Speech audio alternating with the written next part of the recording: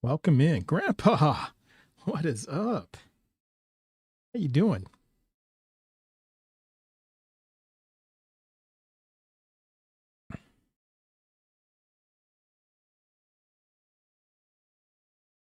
All right, Crystal, how you doing? Grandma Santa, how you doing? And Tilting Windmill and Darth Gently on the YouTube side, and Ember. Hello. So we got a bingo game to finish up. So we got several people with 4 squares covered. So somebody's gonna win here. Yeah. Yeah. Yeah. Pull up your bingo cards. And Katie, how you doing? Good to see you. Crystal, how you doing? Good. How are you? I'm so sorry. Doing well. Oh, no worries. It's good to see you. How you feeling? I'm doing fine. What was Ember going to say? I don't know. didn't want to miss what Ember was going to say. I don't know. I was going to say happy Trans Day of Visibility to all of my fellow trans people. Happy Trans It is International Trans Day of Visibility. I love you all. I'm going to say more when there's more people in here. But it's a very good day. If you are visible, if you are not visible, I see you. I care about you. Stay with us. Yes. Happy Trans Visibility Day. That's what it's called? Trans Day of Visibility. Day of Visibility. You know what? You two talk amongst yourselves. I'm going to do something real quick. I'm going to bring up a little image to mark the day. Because, I didn't know today was that day. So. Yes. Mm-hmm. Yeah, an interesting thing that I was also reading today is that visibility without protection is vulnerability. And trans people don't have protection here in the US. And so those of us who are visible, and I'm not as vulnerable as those who actually go to they get HRT and they get stuff like that. They have medically done all that stuff, but but trans people in general, just especially visible trans people, are definitely vulnerable right now. Yeah, for sure. I totally agree there. I mean, we talked about this on Friday, and I 100% agree. I'm calling it a crisis. That's what I call it. Oh yeah. And there was a certain person that made a video that said that the Lemkin Institute, that talked about trans people. It is so obviously Pierce. It is so obviously Pierce because he's talking about race and trans people. But exactly, Katie. Lemkin Institute, they have raised their 3rd red flag for a trans G-side in the US and around the world. And so the person who was saying that they have not said it's a genocide is completely incorrect. Oh, I understand, Katie. And there is someone here that, never mind. No, man. Yeah. I'm just very frustrated at people who pretend to be friendlies while being sneaky, and not being, not caring about the harm that other people can do. Exactly. And other people are doing. Yeah. Exactly. Well, that's going to be up today. Very harmful. Yeah, absolutely. When people do that, that's very harmful. Absolutely. Where's my damn flag? Yeah. There we go. Yay. There we go. Trans people. Yeah, exactly. Yay. This is for Trans Visibility Day. So that's going to be up today. So we're going to recognize that all stream today. And so should be interesting. Should be interesting. Yes. And to everybody in chat who supports trans people, a great way to support us today, definitely does not have to be me. Go support a trans person financially. Buy them dinner, buy them dessert, buy them, I don't know, a sweatshirt, something cozy, something that will bring them comfort and show that you care about them and you're thinking about them today. Exactly. Exactly. Yeah, and be an accomplice, not an ally. Mm-hmm. Allies provide the getaway car, accomplices drive it. There you go. There we go. Drive the getaway car. That's what I'm saying. Drive the getaway car. Oh, yes, or make a donation to a trans gender specific group. Absolutely. Yeah. Absolutely. Absolutely. Well, friends, stay up. We have guests. And we do have a bingo game that is currently going on. So we have now I would invite more people. However, we have several people with 4 spots. So I'm thinking very imminently the game is going to restart. So I'm going to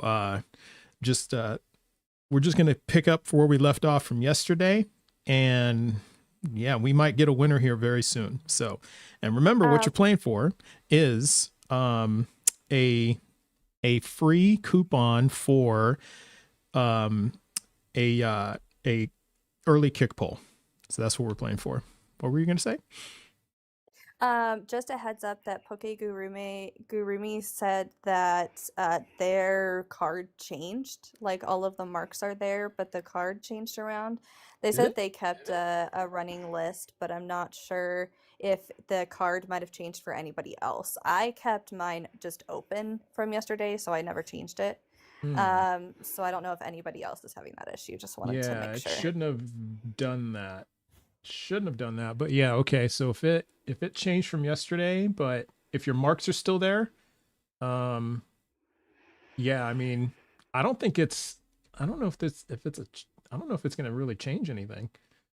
It might just, yeah, if anything, it might actually increase your chances of winning. Because somebody may have 5 across.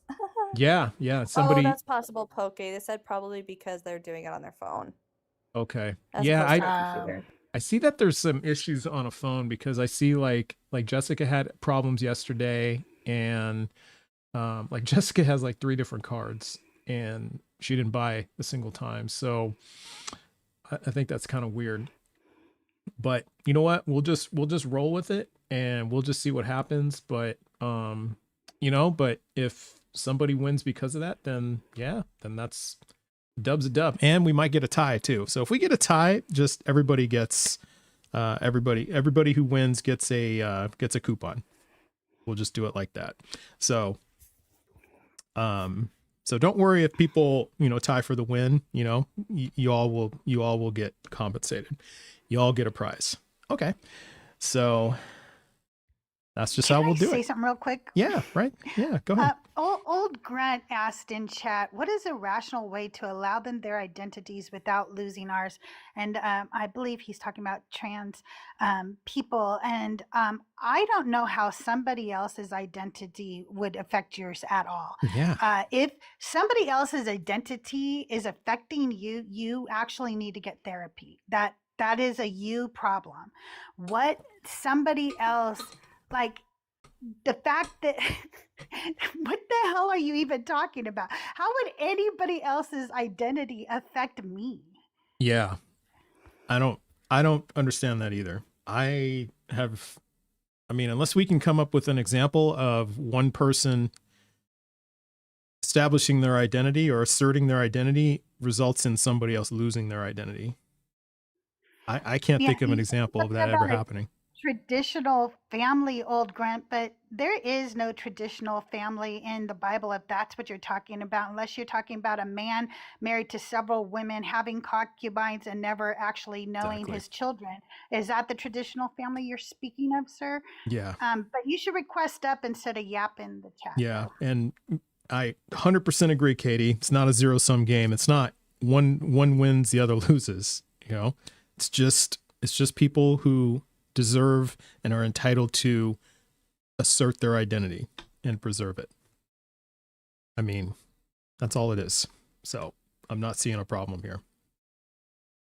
Okay. Yeah, Peg, you're absolutely right. The check squares are in the same, but the labels all changed for some reason. I don't know why that happened. So we're just going to roll with it. And you know, if anything, it actually may increase your chances of winning. So we'll see. But like I said, for those who just joined, if you have a bingo card from yesterday and if multiple people win, then everybody gets the prize, which is a free coupon for early kick poll. So just letting you all know. And you guys can use that anytime. All right, let's bring up our first guest. So we're going to bring up one as our first guest. And also remember, if you are in the guest queue, please be a believer of the God of the Bible, the Torah, or the Quran. Please be at least 18 and have evidence that God is real. And it looks like one is having trouble connecting, so we'll go to the next one. Oh, Jesus is King dropped. What is the loneliest number? Oh, sorry. Exactly. So,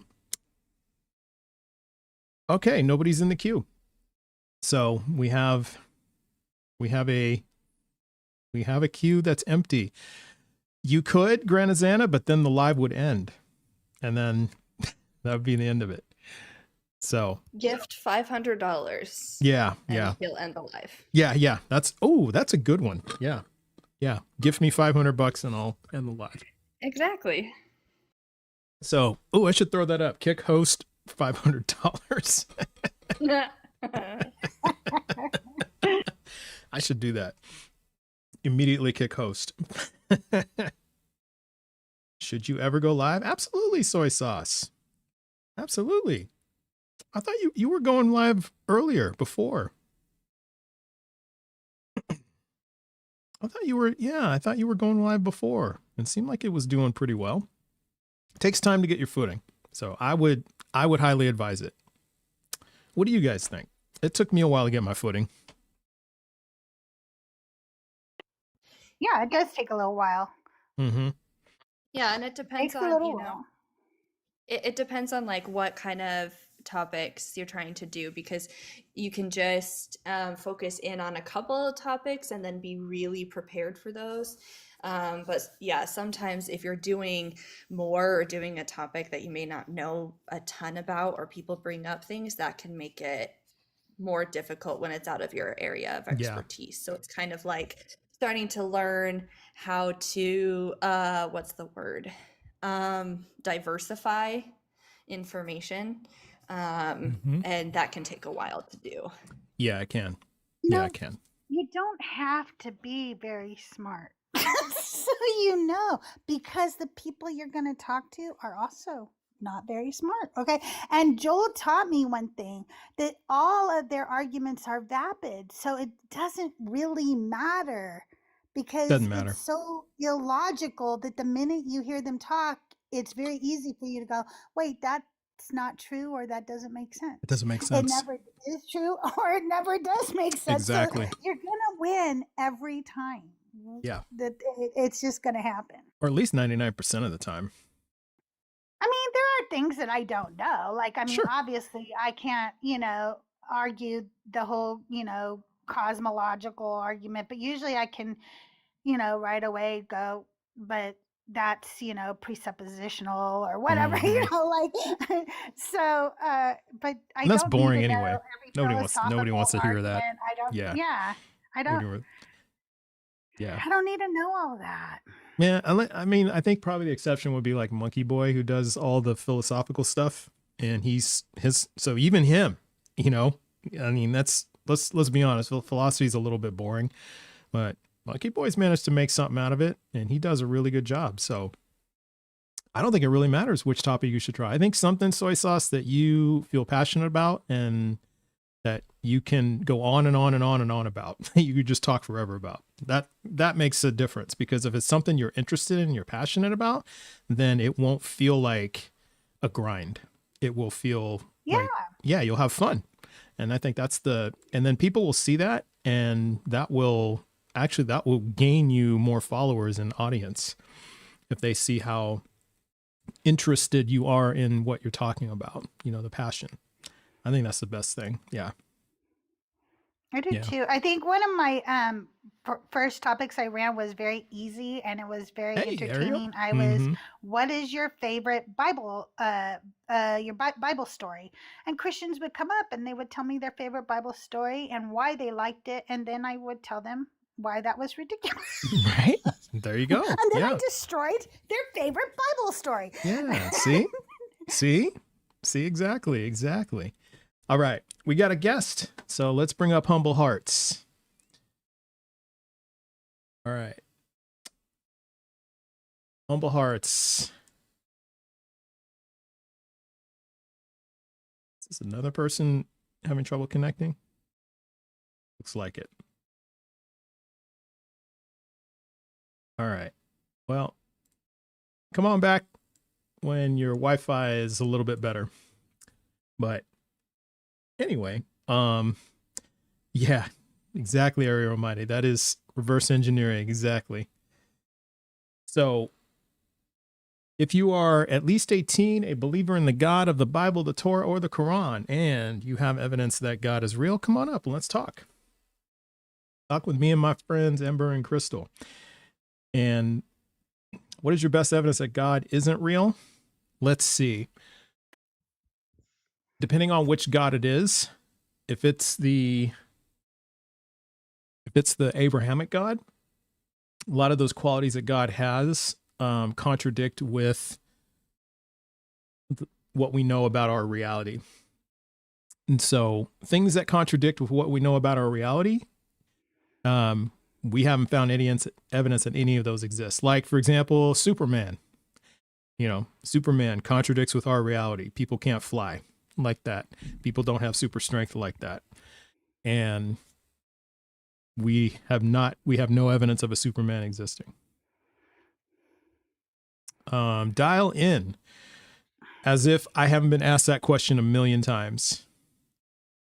Yes, and we have evidence that Alexander the Great existed. We have more evidence that Alexander the Great existed than we do of God.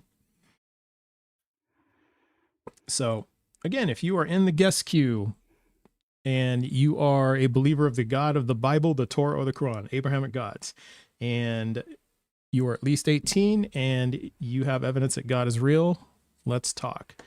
All right, so we got two who are waiting, so let's bring in Devinder. See if Devinder can connect. Nope, Devinder dropped, so probably wasn't Abrahamic God. So let's try Clarke. So we're over 3 on guests connecting so far. How's it going, Clarke? Yes, hello. I'm a Christian. All right. Can I get your age and pronouns? Yeah, 25, he, him. Perfect. All right. And what's your best evidence that God is real? Yeah, so I actually have deductive evidence that establishes the necessity of God. I'd like to present it, please. Okay. Necessity of God. All right. Let me set the timer to 5 minutes.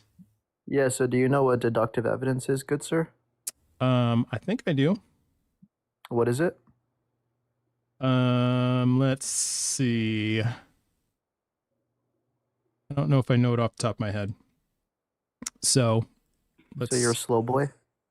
Oh, we're coming off like that. All right. Don't So do you're a Christian, right, Yeah. Clarke? Don't do that at all. Just to be very clear about this, you don't know what a deductive inference is. You're demonstrating that you're conceptually malnourished. I just wanted to flag that for the Okay. panel. Clarke, you're So- you're a So, Bill hold you're on. a bro. side character. I don't know why you're talking. Just muzzle yourself. All right. So First, I'm going to Clarke, present the argument Clarke. now. By the way, Excuse me. I'd is like no, going to to do present. no, nothing but excuse me. This Crystal, is stop use talking. No one gave you slurs. permission Okay, to speak, Clarke. Crystal. Clarke. I don't need permission. You need to muzzle the speak. obese side character, Crystal, good sir, please. All right. She's He's going speaking to out be of turn. rude the She's an We're going to entire mute time. you, and you're on probation now. present my argument for God, good sir. Crystal's a side. Okay. You're I don't muted. know why she's piping up. You're muted, and you're not allowed to speak until somebody unmutes you. So from this point on, you're going to only answer questions as long as you're up here, and only those questions that I ask you. And Yes, so you're just going to, and you're not allowed to mute until, we're just going to continually mute you until, since you have bad behavior. So first thing we're going to address is your behavior. You said you're a Christian, right? Yes, Daddy. All right. So you're a Christian. All right. So, okay. So which part of the Bible is it okay to call people names? What's the argument that I should answer that question, Daddy? Go ahead. Which part of the Bible? Just answer the question. Which part of the Bible? Number one. Now Which you're part dodging, of the Bible? You're obfuscating. All You're right. Yeah, let's face be down, on ass top up of right that now. mute button. So I'm giving you back. So are you going to answer the question or no? You're only allowed to answer the questions I ask. So which part of the Bible makes it okay for Christians to call other people names? And we're going to go look at the passage. So just cite the passage, the Bible, and the verse. Okay, you can unmute now. Face down, ass up. Okay. So I'm which giving you part of the back, Bible, which part of the Bible allows Christians to call other people names? That's your question. What is your answer? Go ahead. You can unmute now. I'm giving. Okay. So we're going to ask again, which part of the Bible allows Christians to call other people names? Matthew 16:18. Matthew 16:18. Let's look at Matthew 16:18. I'm giving you back. Your face down. Okay. Conceptually. And I tell you, you are Peter, and on this rock I will build my church, and the gates of Hades will not prevail against it. So, much like your dating life, you have struck out. So that's wrong. So let's try again. Let's try again. So which part of the Bible allows Christians like yourself to call other people names? How does it feel to lose? Okay. Which part of the Bible allows Christians like yourself to call people names? This is all going to be clipped. So you're just embarrassing yourself. So which part of the Bible allows Christians to call other people names? You're dodging. Which part of the Bible? Just so you know, Trust. What's that? He only uses slurs. He calls people names and he crashes out. This is all he ever has. You're never gonna have a conversation with him. Oh, I know. I'm just doing his it. Name because he gets I'm doing blocked it so often. I'm doing it for the clipping. I'm doing it for the clip farming. So, all right. So you don't have an answer? Fucked your skull. All right. So nice showing. Now, which one of you Christians wants to claim this piece of shit? And see, this is the problem. John does. John Pork loves him. This is the problem with Christianity, because you stand by and you let people like this abuse other people, and you do nothing about it. And this is why. Okay, so Alex will claim him. All right. So Alex. With that, sorry. Yeah. So let's have Alex come up and you can answer the question that Clarke refused to answer. My computer's. Would that be crash out or questions? That's dodging questions. Okay. My fucking computer is like having issues right now and I'm getting annoyed. So let's try this again. All right, there we go. Bum ba-dum bum bum. Okay, who's the one that said they wanted to claim him? So we got not a single Christian who wants to come up. Yeah, they're all yapping in chat. Not a single one. All right. Y'all have a lot to say in chat, but nothing to say on panel. Yeah. Let's see. JSM Reforged. Oh, you can't even join a live. So here. Let's just get you out of here. See ya. All right. So which one of you wants to claim him? The name calling is Matthew 3:7. That allows Christians to call other people names. Apparently, Let's see what that Commandant says. wants to come up. But when he saw many of the Pharisees and Sadducees coming for his baptism, he said, "You brood of vipers, who warned you to flee from the coming wrath." So what you're saying is, so this is Pharisees and Sadducees. Do I look like a fucking Pharisee? Do I look like one? Matthew 6:7.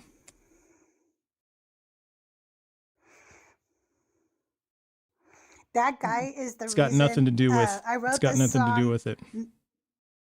He's the guy. He's the reason I wrote that song, "Miss Me with That Misogyny." And Yep. at the end, I say, "I'm the star. You're just a extra, baby." That's because of him. All right, Commandant. So, can I get your age and pronouns? 28. And I can't really read the whole thing because it's towards the side. Read what? But The I prompts? wanted to say, though, him acting that way, I Okay. don't think it's a Christianity thing. It's just, or any religion thing. It's just him. Okay. So I there's, don't think that has anything to do with any religion. Why'd Really. you claim him? yeah. Well, I just wanted to say that You because just wanted to say he that? said any Christianity would make him do that. Like, that's not a Then you Christianity or should any rebuke religion him, thing. not claim him. Yeah. What? Should rebuke him, You not should claim him. rebuke him, not claim him. I'm just saying. When I was a Christian, I would rebuke somebody like that. I would have said, "Brother, why are you doing that? You guys know that all Christians aren't like him. Please know that we love you. Jesus loves you." I would have said something. I would have said, "I don't feel that way. Don't listen to this hateful man. He's not of Jesus." But instead, you guys go, "Yay, W guest. I claim him." Yeah, but why would I tell you something? I mean, like, everyone has a free will to do whatever they want. Just because he does it doesn't mean Right. somebody else is going to do it. Yeah. Well, then why does your Bible say that believing in God makes you a better person? How do you know what Bible I read? Which Bible do you read? You said you're a Christian, since you're right? assuming that I read the Bible. Like, how do you know? Okay, what so Bible I you're read? dodging the question. So why does I'm the not Bible? dodging any question. You're an atheist, Yeah, I so you asked don't you. believe in anything. I asked you a question, and you You're an dodged atheist, it. right? You don't believe in anything. Okay. So how can you Back to my possibly tell me back to something my question. and ask if God is Why real does if you the don't even Bible? believe in God? Okay, why does the Bible say that if you believe in God, you'll be a better Christian? Why does it say that? That's what they put on. I don't know. You Gotta don't read the know? whole, you're asking me a question. Do you know everything that in the Bible is mentioned? You've read the whole Bible. I've read the whole Bible way more than you have, I guarantee you. Okay, so then why does it say it? It must tell you there. You're the Christian. You're supposed to be telling me. So How are you an atheist and you read the you're whole Bible? Matthew. That doesn't Okay, make so any have you sense. read Matthew chapter 28 verses 19 and Yes. 20? How What are is you an what is atheist and you read what the is Matthew Bible? That 28? makes no sense. The reason why is because I read the fucking Bible. So Why would you read it if you're an atheist? Matthew You don't believe in 28 God. verses 19 and 20. What does it say? You don't believe in God, do you? Matthew 28 verses 19 and believe in God, 20. yes or no? What does it say? Do you? I would have Matthew- to pull it up just like okay. you pulled up yours. So then go pull it up. Okay. Do you believe in God, yes or no? What does it say above my head? I'm asking you a question. What does It's it a say? simple question. Do you not know what an That's- atheist is? I'm asking you a question. Okay, so God's not sending their best today. Would an Do you atheist know? read the Bible? Do you know what an atheist? Would an Okay, so atheist you're read the Bible? not questioning. You're not answering my question. So why should I answer your questions? That's what everybody always does. Like, they try to speak over someone and have them answer the question so they can avoid answering the question. Okay, nobody has what spoken all over you. atheists do. You have done nothing but dodge questions here, and Well, the only I'm reason just I'm trying to make speaking sense over of it. you is I'm because just you're not trying to make answering my sense out of it. questions. Atheists doesn't So do it. I don't need you to make sense of shit. I just need you to answer my questions. Atheists always run. So I need you to answer the If I'm an questions. atheist, Are you up here I'm to not answer gonna- questions, I'm not or are gonna you read up the here to Bible try to in run people general. over? Okay, well that's you, but that's not anybody else. Well, that would be an atheist, not me. Okay. Well, see, here's the thing. You're Well, see, asking that's if God is interesting. So real. what you're saying is It you're a sounds like Christian and you you're don't read the confused Bible. 'cause That tracks. You're a Christian. You don't read the Commandant, Bible. That we tracks. can't- That's why you best can't. adv- That's why you don't know evidence what's in that- your Bible. Your thing So- We says, cannot what's hear your you. best We evidence cannot that God hear is you real, when right? you are talking. Can't We hear you cannot when you're you talking. are talking at the same time as Yeah. trust. It So- says, Nobody what's can your hear best you. evidence that God is real, right? You want me to answer Okay. that for you? No, I want you to answer the question that I just asked. What does Matthew 28 verses 19 and 20 say? I haven't pulled it up yet. Well, what are we waiting for? I'm asking you a question. What's your best evidence that I'm God not is answering real? shit until you If pull I up the gave you the verse. evidence, what would that evidence do for you if you're an atheist? You still You wouldn't haven't believe answered me my anyway. question. I'm not doing shit for you until you answer my So question. why the fuck would I do it for you? Because you're a Christian and that's what you were required to do. You don't know anything about Christians because you're I know atheist. a lot more about Christian than No, you you do. don't. That's why Yes, you're I atheist. do. No, that's why I'm an atheist, is because I know about Let me guess, Christianity. That's exactly you were why. a Christian and then you got out and you're Oh, you're a mind That's reader what now. all you guys do. Oh, you're a mind reader now. Is that what it is? You're a I'm mind not reader? dumb though. I'm not a mind reader, but I'm not dumb. Just That like remains an to be atheist seen, wouldn't sir. read the damn Trust, Bible. are you able Like, to who adjust does the that? screen? That remains to be seen, sir. Yeah, I am. Hang We on. can't really see the we Give me can a only see second. the like last part of the timer and Okay. the flag, and yeah, thank you. Give me a second. Yeah. So One thing I'm just gonna make a comment. Please understand, Commandant, that a lot, probably most atheists. That most My bad. atheists used to be religious, and many used to be Christian. Yeah. And I'm sure they all have So the same excuse. we, many of us have read the whole Bible, and that is what led us to deconstruct. So that's what made you an atheist. Reading reading the the whole Bible. Yeah. Yeah. Well, that's pretty dumb The because path to Using our critical atheism thinking is- skills. The path to atheism is filled with well-read Bibles. Yeah. look, I'm a Catholic, and there's a reason why Oh, Catholic that's even is worse. the biggest. I'm a That's Catholic, even worse. and there's a reason why Catholic Church is the biggest in the world and ever will be. Now what you gonna tell me about that? Yeah, because Now they what are you gonna tell me about that? As the biggest one in the they world, spread and will always be. because they force people to Will convert, always and they be. did it at ain't the point of the biggest one sword. for is not the biggest one for nothing. Not until Islam takes you over, but Islam's pretty horrible too. Keep thinking about that. Yeah, so Islam's pretty horrible too. Why Well, do we it's the care if biggest you're the one. biggest? So you still haven't Who answered the cares? question. Yeah, you still You haven't answered the none of question. my questions. Why would I I have asked to you answer your because- questions? You can't answer mine. Okay, so this is If I gave you evidence of God, is this fruits you of the wouldn't spirit? believe it anyways. Is if this you the don't fruit? believe in it. Is this the fruits of the spirit? Is this what your Catholic Of an atheist, church yes. teaches you? Is this what you learn in mass on Sunday? To be an You would asshole know. like this? You were in church, right? Yeah, exactly. And I was an asshole just like you. I was a piece I'm of sure shit you just still like are. you. I may be, but I'm not as much of a piece of shit as you are.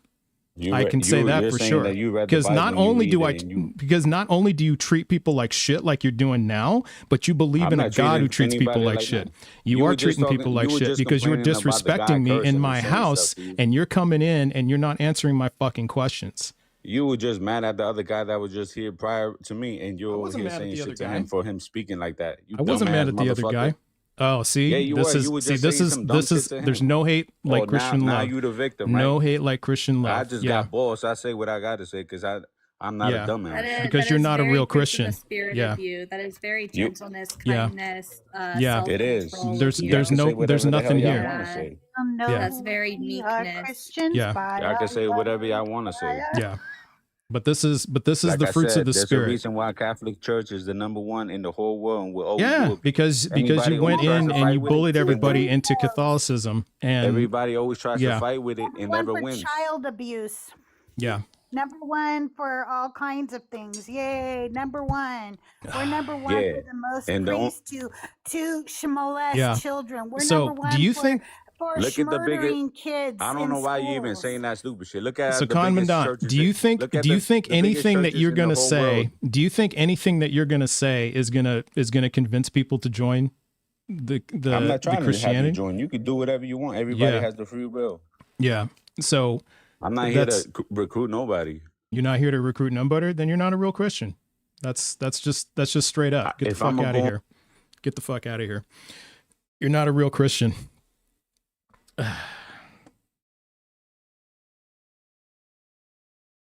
So, yeah, there is no faith here. Don't need faith. That was such a random comment. I just saw that too. Yeah, clearly no faith. Well, yeah, of course there's no faith. There is no faith. Why would you question God's existence? Clearly no faith. You're right. There's Yeah, no faith. you're absolutely right. And There your is no critical faith. thinking. Yeah, there is no faith. Exactly. That's exactly it. So, I would call that one a crash out. yeah, that is definitely a crash out. So if that's a crash, so Has anyone marked a fifth spot on their Not cards? yet. Mine Not also, yet? even though, just so you know, even though I kept mine up overnight, it also changed position. I thought Yeah. it hadn't, but I looked at it Yeah. and yeah, but I still had Yeah. 4 in a row, so it Yeah. ended up working out. But Yeah. yeah, just so you know. Yeah. So just in case, see, this is the thing. This is the problem. You've got multiple. We have 2 Christians up here that I brought up who have not read their Bible. They have no idea what's in their Bible. Because if they did know what was in their Bible and they were actually Christians that followed God's word, they wouldn't have said the things that they said. So Yep. that's just straight up. So again,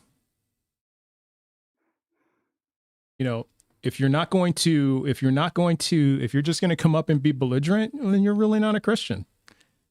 You're just a piece of shit human being, because you're up here for an agenda. You're up here to perform.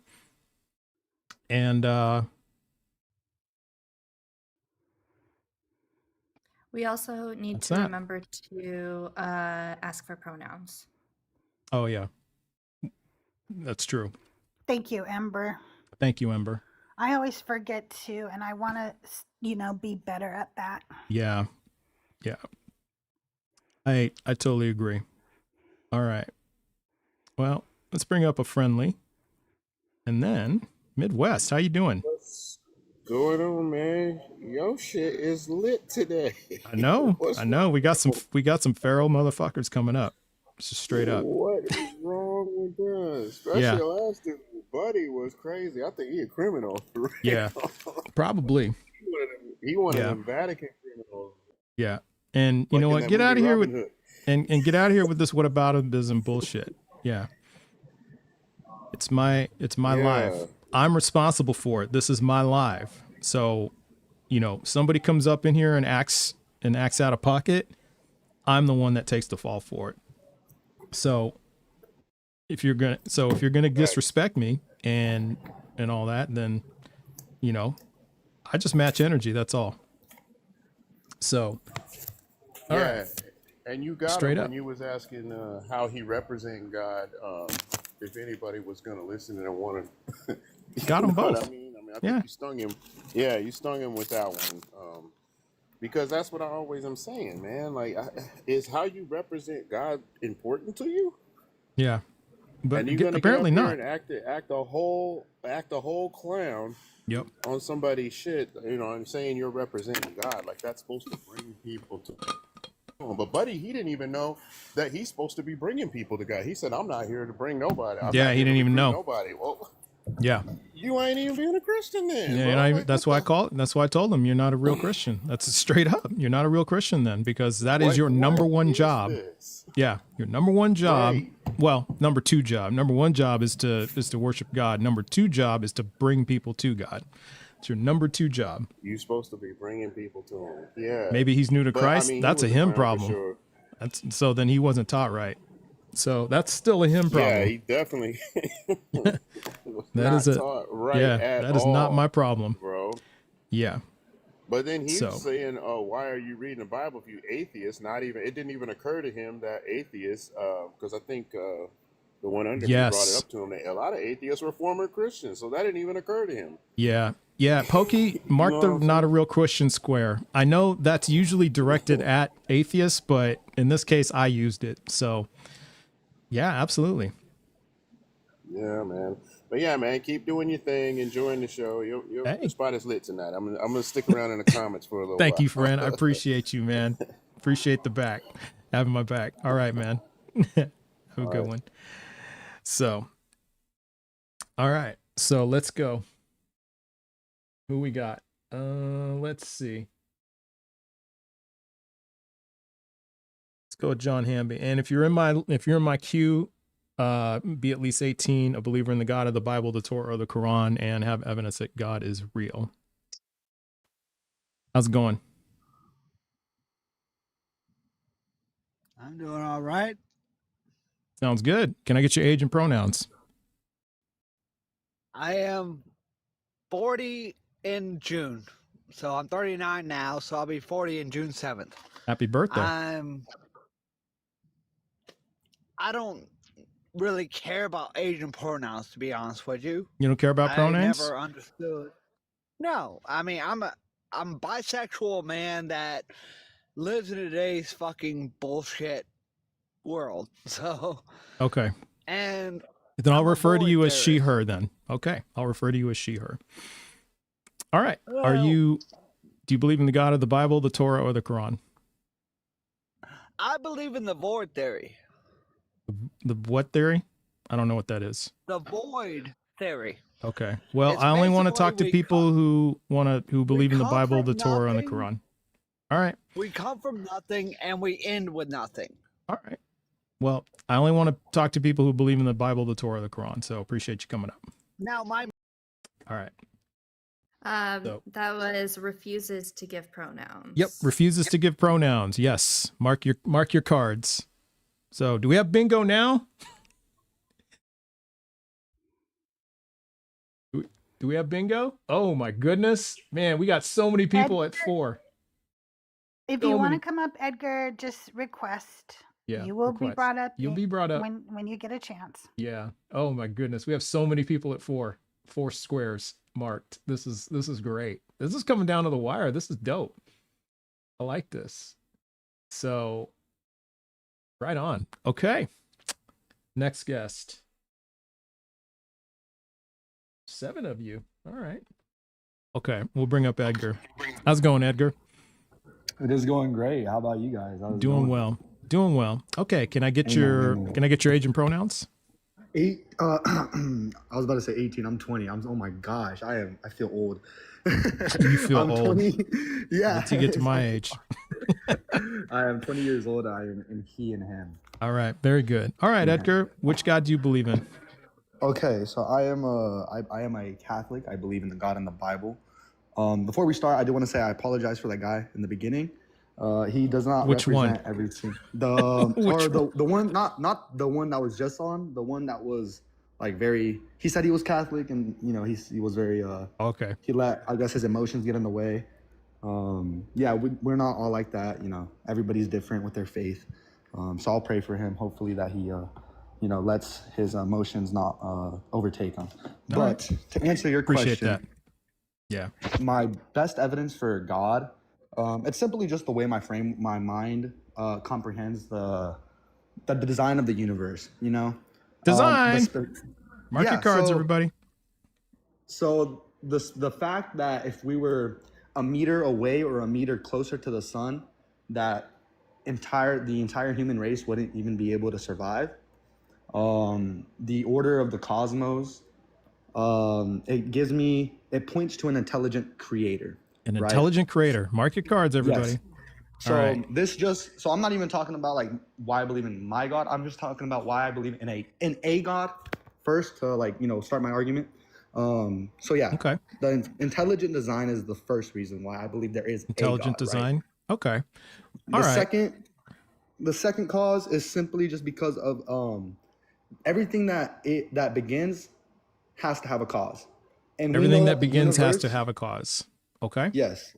And a lot of scholars throughout history, every astrophysicists, all these scientists, they all mostly agree that the universe had a cause. Whether they believe it was a Big Bang theory, some sort of different theory, they believe that the universe always had to have been caused by something, right? Okay. All right, let's stop right there. We got 2 talking points so far. So let's do the second one first. So now your claim is that what I think the last part is you said that scientists all agree that the universe had a beginning. Yes. Okay. So let's bring up the survey from the Copenhagen survey on black holes and fundamental physics. So this is from the Copenhagen gathering. I don't know exactly what it's called, but it's like a gathering, and it's just all the astrophysicists that go to this every year. So they usually take a a survey on different topics, and one of them was the meaning of the Big Bang. So here, let me put that on screen so we can read it together. All right. So, oh, sorry, I gotta turn off the trans flag here for just a minute so we can read that. Now, can you read that above my head? Yes. Okay. So it says here, it has been claimed. Here, I'll make it a little bit bigger. I think I can make it bigger. Let's see if I can. Yeah, I think I can make it bigger. Yeah, there we go. So it's been claimed that the Big Bang represents the beginning of time, and this is a view now taken for granted. However, a challenge comes from Guth, who claims that the Big Bang is a theory of the aftermath of the bang that says nothing about what banged, why it banged, or what happened before the bang. The very meaning of the term Big Bang is thus not agreed upon.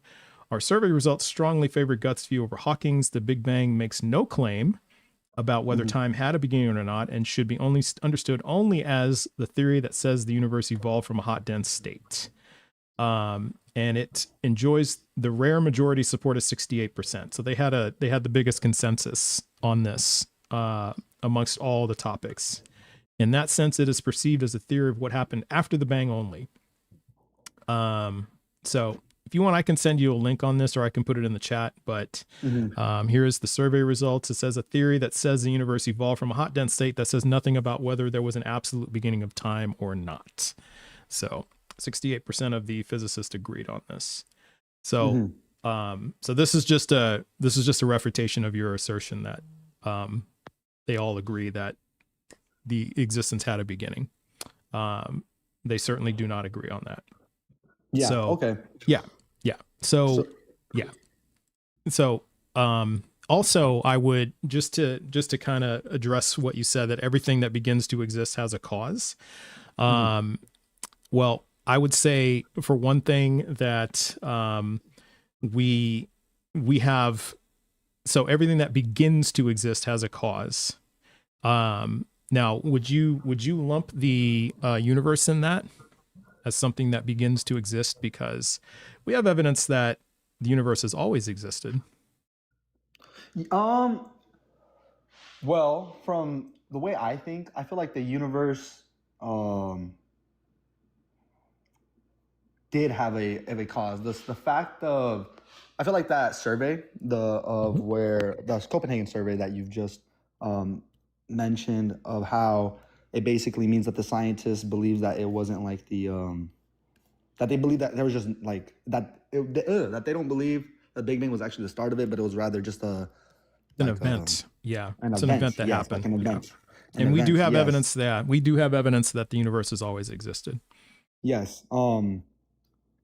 I feel like there's still to a point where, okay, if there is, okay, so then my question would be, what was before the Big Bang, right? So this is where I feel like, and to answer your question, yes, I believe that the universe does have a cause. I still believe that the universe had to have a cause. That's my simple question. But to elaborate more on that, is there had to be something before the Big Bang for it to happen. Yeah, I agree. There had to be something before the Big Bang. And physicists will agree with you on that. And so what I'm trying to understand, though, is you're saying, though, that the Big Bang is the start of reality, of existence, right? Well, you actually might have just taught me something, because I did think of that. I did believe that the Big Bang was usually like what I've been taught, a start of existence. But now with that survey, it just makes me think that, okay, there was something before the Big Bang. Something before the Big Bang, yeah. So maybe I'll that makes sense. Look more into that. 100%, yeah. Sure. Yeah, sure. Here, I'll put the link in the chat, and then you can go copy and paste it, and put it and save it or bookmark it for later, and you can go back and read through it. So the other evidence that we have for an eternal universe is something called the quantum eternity theorem, which is built upon the quantum mechanics, specifically the Schrodinger equation. And there's two other equations that I can't remember, but essentially it asserts that time never had a beginning. So time has always existed. Time is always eternal. And then if you take general relativity, where space and time are interwoven, as Einstein demonstrated, then that means that space has always existed. And then we also have evidence that energy has always existed. So those are the basic building blocks of the universe, right? And so if those basic building blocks are there, then there's no reason to think that the universe had a beginning. Mm-hmm. I mean, yeah, that makes sense. I feel like there's just still lack of evidence, or not lack. Yeah, I'll say that. I'll say there's still lack of evidence for the fact that we simply just do not know. Yeah, like I'll give you that. We don't know for sure. Yeah, we don't know. And same for thing sure. with my argument of Yeah. God. Like, Yeah, we can, both sides can just say we just simply do not know. And that's actually an intellectually honest position that you're taking, and so I respect that. And I'm not here to say that, because like I said we have evidence. I never said it's a done deal or I know that the universe is always, or we know. Yeah, I just said we have evidence, but we're not 100% sure. Yeah, I'm with you on that. Yeah. Yeah, it really is. Yeah, we're just two parties that both have simple evidence of just why we believe in certain things. Because at the end of the day, yeah, we do not truly know. Mm-hmm. The evidence for why I do believe that in Jesus and the Christianity God is simply because of the archaeological evidence that they've been finding throughout the recent history years. The reason why I'm a Catholic is because I believe in Scripture that Jesus founded a church, right? I believe. I mean, if you talk about it, I think you were talking about it in Matthew chapter 28, where he gives the disciples authority to go make disciples of all nations, and he gives them authority to. Oh, you know the Scripture. Good. Of course. Very good. Yeah, of course. Very good. Very good. I would call you a real Christian. Yeah. Thank you. But yeah, where he gives authority to the disciples to go, forgive sins and, go evangelize. I feel like that is Jesus right there, finding his church. And I just believe that through history, the Catholic Church, yes, it has done. The Catholic Church, the church has hurt people, but not God. It's not God hurting people. It's the church hurting people. The church is made up of sinful people who have free will as well. So I give them grace throughout the history. But the fact that the church is still standing or is still operating for this much history is the reason why I'm more drawn to it than other churches. Yeah. And I do feel like, especially like if you read first or I would say second century church fathers like Ignatius of Antioch, Polycarp, Saint Irenaeus, their readings of who God was and who Jesus was, more aligned with the Catholic tradition and the Protestants tradition. Yeah. So, yeah, I hear that, Edgar. So one thing I would advise you to do is, reach out to Commandant, because he definitely needs some counsel from you on how to behave like a proper Catholic. So he has no fucking idea how to do that. Yeah. Oh no, I'm still a bad person. I sin every day. I'm not. Well, I'm you're miles better than Commandant. So you could teach him a thing or two. But I mean, I was a Catholic for many years. So yeah, I know of all the people that you're talking about. Now, those people came in minimum the 2nd century and forward, right? Yep. And so this was long after Jesus had been crucified, and so there was no way that they would have no direct knowledge of Jesus, right? They'd have no direct knowledge of Paul nor any of the disciples, and so in that sense, that seems like an issue, because for other people that we can look at who existed right around that time, and we'll just say within we'll even say within 100 years, or we can even go back before that. We have contemporary writings of these people, about these people, and from these people, meaning that these writings occurred documenting what these people did, what they said at the time that they were alive. And we don't have anything like that for Jesus, So the earliest writings we have, we can possibly attribute is the writings of Paul, approximately 30 to 40 years after. And he definitely didn't meet Jesus. So I'm trying to understand, because you cited archaeological evidence, right? Yes. Okay, so I kind of have a 2-part question. So I'm not going to bombard you, but the first part I have is, what other archaeological evidence do we have of Jesus? What archaeological evidence we have of Jesus? Yeah. Well, first we have the tomb, right? I mean, the tomb and just the entire place of where Jesus's ministry was at, right? So we have that. We have the fact that I guess we could talk about the documents, like the manuscripts of, heck, we could even talk about the manuscripts of the Old Testament or New Testament, like how you're talking about they were written 40 to 60 years after Jesus's death. 40 to 60 years after. Yeah. And so the distinction I made, just to remind you, the distinction I made was we don't have anything contemporary. It's 40 to 60 years after he died. Yeah.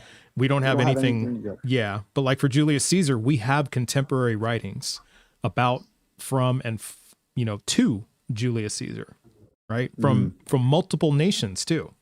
And so we know he lived, he existed. We have, and he did the things that he did, right? So I don't want to I don't want to go down the road of questioning whether Jesus existed. I'm fully agnostic on that. But what I'm talking about is the divinity part, right? That's the part I'm really laser focused on. And so we know what Julius Caesar did based on these contemporary writings, the battles, he was a general, the battles that he led, the things he did as a politician when he became an emperor, all that stuff. We have all of that documented and written, we had all that stuff documented. So we don't have anything like that with Jesus. And, and I know you mentioned so that's why I'm saying, when you compare it, the body of evidence, we have contemporary writings at the time Julius Caesar lived, nothing from Jesus at the time that Jesus lived, but then we have something approximately 40 to 60 years after, something like that, right? 40 to 70, somewhere in there, like the earliest. So help me out with that. How is that evidence that Jesus was divine? Evidence of just Jesus being divine. I guess we could talk about just how we could talk about what makes a document really historically accurate, especially with Matthew, Mark, Luke, and John in the New Testament letters of Paul and St. Peter. We could talk about how, I guess, all these texts, right, written in a different 40 to 60 years from Jesus's death, they were also written in different settings. They tell the same story, right? So when historians look at documents, they try to look for internal contradictions and try to poke holes to see whether if you imagine two witnesses in a courtroom, right? And if you're a lawyer, if you're questioning two witnesses about the same story, you're going to try to find internal contradictions to prove that these witnesses are giving a false testimony of something, right?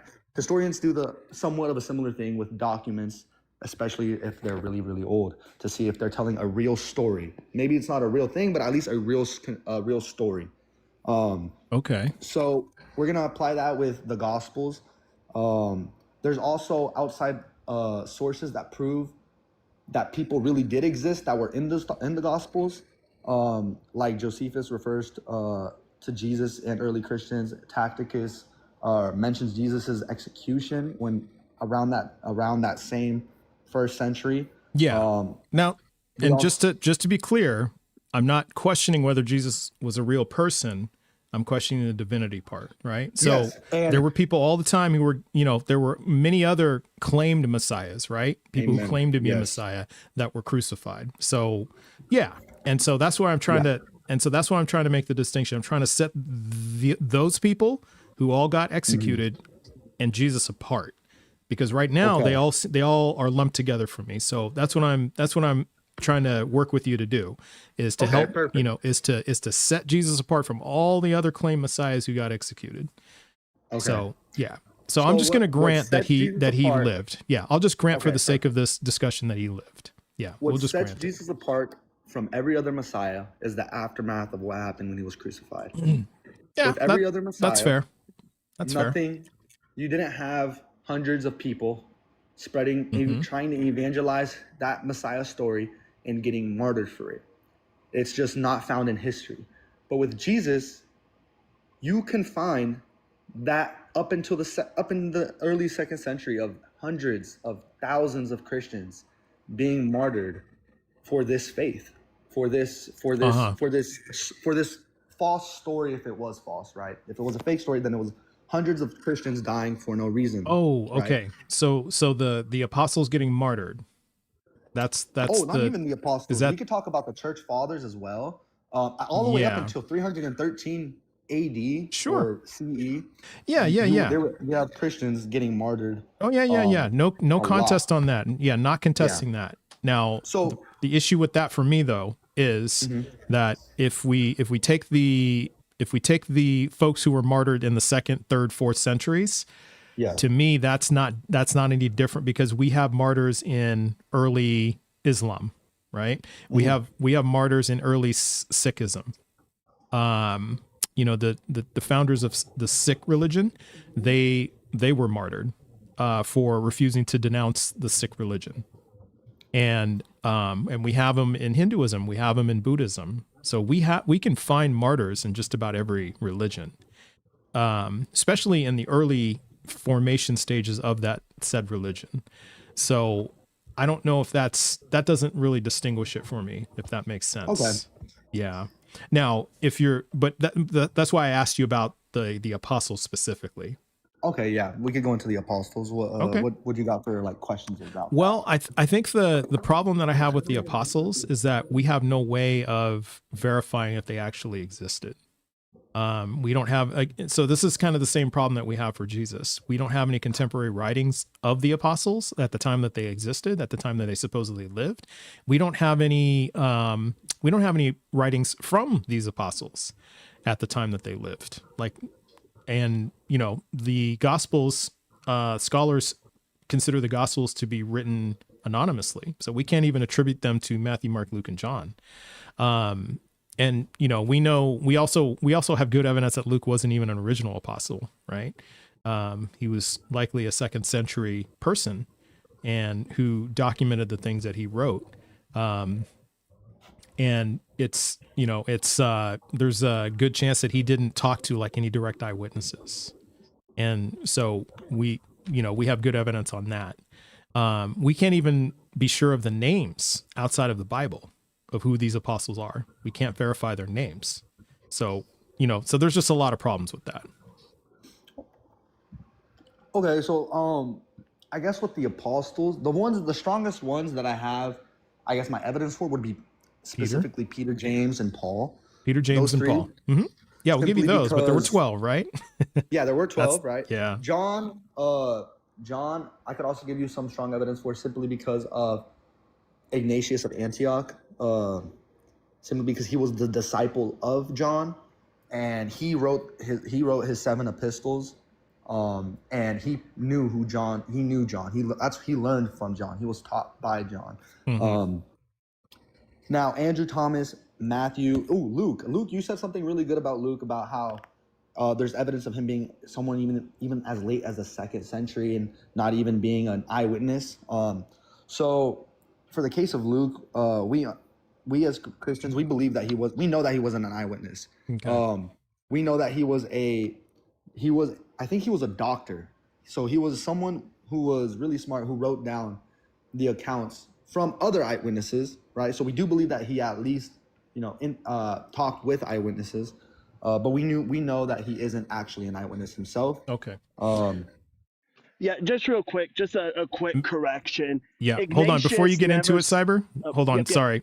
Just want to introduce my friend Cyber. And this is so that I don't have to go look it up on my notes. So Cyber has it like right in his head about St. Ignatius. Yeah. So it's in my notes. I'd have to go dig for it, but Cyber has it. So he's just saving me some time. He's saving us some time. Yeah. So go ahead, Cyber. Take it away. So he never says he trained under John. He trained under Polycarp, and he says that Polycarp trained under John, but problem is Polycarp never makes that claim at all. Yeah, we can't verify it. Mm-hmm. And it's not until Ignatius later on. The issue with Ignatius as well is Ignatius in his writings gives a whole argument for why Jesus lived to be 50 years old, which goes against the gospel narrative. And also we get Ignatius being dated by Eusebius. And so historians today don't even know if Ignatius actually lived when the church history says it does, because as we found more evidence, as we compared writings, it's a chance that Ignatius actually lived a bit later. Mm-hmm.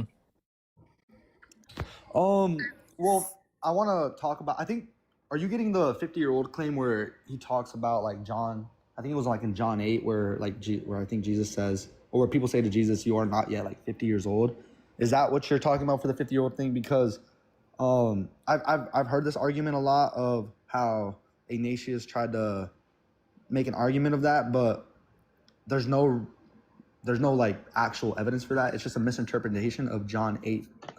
No, Ignatius in his own writings argued that Jesus had to be 50 because he's misinterpreting the scripture, because he has this idea that in order to be like a rabbi, you have to be 50 years old.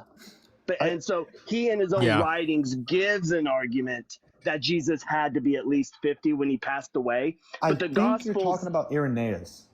You might be talking about Irenaeus, because you know what? You're right. I am talking about Irenaeus. Okay. You're right. Okay. I was confused. I was like, wait, hold up. I was like, now that you mention it, you are right, correct. But it is the case too that Ignatius is the one with Polycarp. Yeah. Yeah. The Ignatius with Polycarp thing. Yeah. Polycarp. That part is yeah. And we can't verify that. Yeah, we can't verify any of it. That Polycarp was a disciple of John. Yeah, and when Polycarp passed away, his epitaph never mentioned anything about him training under John. And when you take a look at John's age, Polycarp would have had to have been like, John would have been super old and Polycarp would have been like super young. Like, it just doesn't line up. Oh yeah. I mean, John lived the longest out of all the disciples. He was the only one that, according to church tradition, died of natural death or old age. It depends on which church father, because some his range is like 30 years for his death. Some say he died at like 60, 70, all the way up to like 99. It just depends on who you're talking to. Yeah. Mm-hmm. No, yeah, 100%. Yeah, I mean, sorry, I did misspeak. I should have said that it's not 100% proven that Ignatius was a direct disciple of John. Yeah, I misspoke. I probably should have said something around the lines of like Ignatius of Antioch was, I guess, more influenced by John and by his circle of Polycarp. The reason why I feel like I believe that is because, and the evidence is because of simply of, I guess, like other cross references from other early church fathers. Like, I mean, you mentioned Eusebius and Irenaeus as well. Historians can use this to use their writings and the epistles of Ignatius to, I guess, to like cross-reference, to make more sense of the story, to put things together. Well, keep in mind, though, Eusebius is an admitted liar. He talks about Plato's noble truth, where Plato is arguing that, like, as a lawyer has a right to lie and that he ought lie to protect his client, and that he, writing a history of the church, ought be able to lie as long as it brings people to the truth. And that he's intentionally going to leave out the black eyes that the church has. He's going to leave those out of the history. Now, it's not a reason to completely dismiss Eusebius. It just kind of throws it into question. It throws his credibility into question. Yeah. And on top of that, like we found evidence that, Eusebius like ghost wrote for Josephus and things of that sort, So, Eusebius is, and to me, it's kind of shaky. It's a shaky reference. But we only have like 2 minutes. There's another thing I want to get out real quick, because you mentioned you mentioned martyrdom. So there was a whole like Mormon American War. Joseph Smith had a vision where he saw an angel. And when it comes to the Book of Mormon, he had witnesses sign a document saying that they saw these plates, and they signed a document on it. So like we got martyred, and Joseph Smith was unalived. He was blasted out of a second-story window while he was jailed. So like martyrdom just isn't compelling to me. Yeah, and yeah, that makes sense. Yeah, and the other thing is we cannot verify, because church lore says that all of the apostles, I think with the exception of John, were martyred, right? And if we can't verify that that these apostles even existed, then we have, that kind of throws into the question of whether they were actually martyred in the first place. Because if you actually do the research on that, a lot of the claims of the martyring of these apostles occurred, from like the 2nd, 3rd century onwards. So it was kind of built into, so we don't know if this actually happened, if it was just passed down and this actually happened. We don't know if there's, and we can't find independent verification of their names. Like, for example, if you go in the Talmud, there are different names for some of Jesus's disciples, right? Yeah. And and that makes think that calls that into question. So we don't even know if these disciples actually existed, and and that's a problem. No, yeah, I mean that is a big question, but I just do feel like that there is enough evidence for me to believe that Jesus Christ really did exist, right? That's fair. Yeah, that's fair of you to say. Yeah, that's fair of you to say. And actually, I think you're actually probably the first Christian I've heard that has said it like that. There's enough evidence for me, and I can respect that position. Yeah, 100%. Because I mean, all of our brains are very different, right? We all have. I mean, I'm a student at a university. I understand the differences of thinking and the differences of brain, and it's a lot of people get really butthurt when people don't agree with, when one person doesn't agree with the other, and things like that. But that's the entire point of dialoguing, right? Being able to exchange two ideas that are completely different, and just being able to analyze the concepts that each people are speaking, and learning from each other, right? I've been learning from you. I learned from the Copenhagen research, and what was his name? Cyber deconstruction, learning from him as well. And hopefully I've maybe said something that I mean, I doubt I probably said something. I'm not that smart. But well, I will say this. I mean, you are well read, because you can tell that you've done your research, and that's respectable. I think though that it does a little bit sound like we're like you did like some surface level research, like and I think if you dig a little deeper, you're gonna find what we found, which we found, because all of us on this panel here, all of my friends, including me, like the folks here, I would say that I would defer to them anytime I have a question, because all of us are very, very well read. And I would probably say I might even be the least well read out of all of these folks that are up here with me. And, because they just know so many things that I don't know. And so I would say then that if you do a little bit more digging, just kind of get below the surface, you're going to find things that we found that will and that caused us to call things into question. Because I think we were all there as believers at one point. Yeah. And something that I want you to read, if you get a chance, we don't have Polls time open, to everybody, discuss by the way. right now, but if you get a chance, I want you to go read about Peregrine Proteus. Read about Peregrine Proteus, and then look at Ignatius.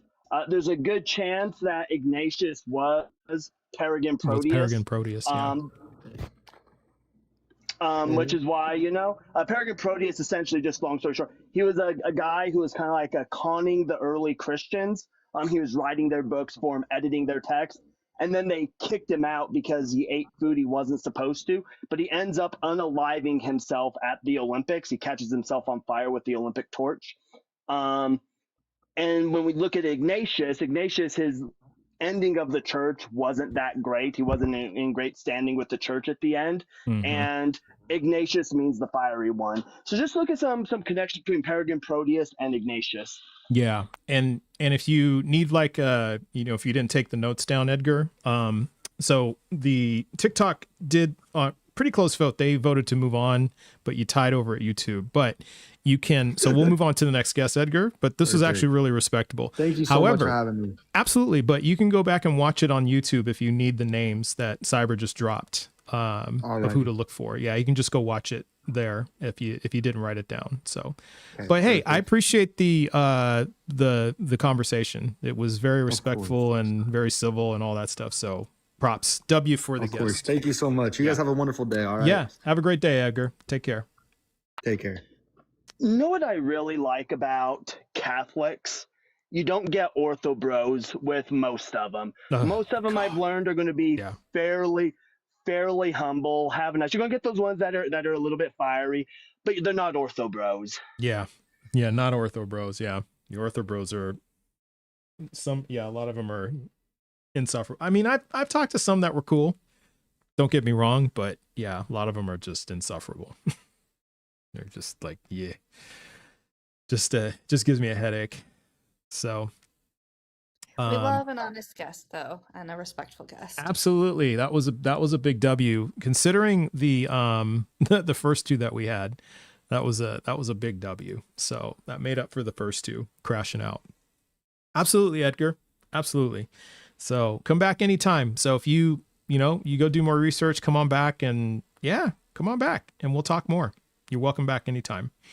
So that was worth the 2 crash outs that we had in the beginning. All right. Did anyone win the bingo game? I might have. You might have? So okay. if we are counting who started the Big Bang as a spot when he was talking about it, I have bingo. Yeah, that was he definitely asked about that because we brought up the Copenhagen survey. Woo-hoo! So Ember is our winner. Woo! And it was not fixed. This was not fixed, I promise. And I said Definitely yesterday that I'm going to be donating my free coupon. So Trust, if you just, let's see, what we can do is put all of the names of the people who participated into a into a generator. Okay. It's like random generator or something. Yeah, we can do that. It pulls the name out. Okay. Well, let's take care of that now. There were quite a few people who signed up, but some of them did multiple cards because it just Bingo Baker is just not great with phones, apparently, but yeah, I think I can make something out of this. So let me see what I can do here.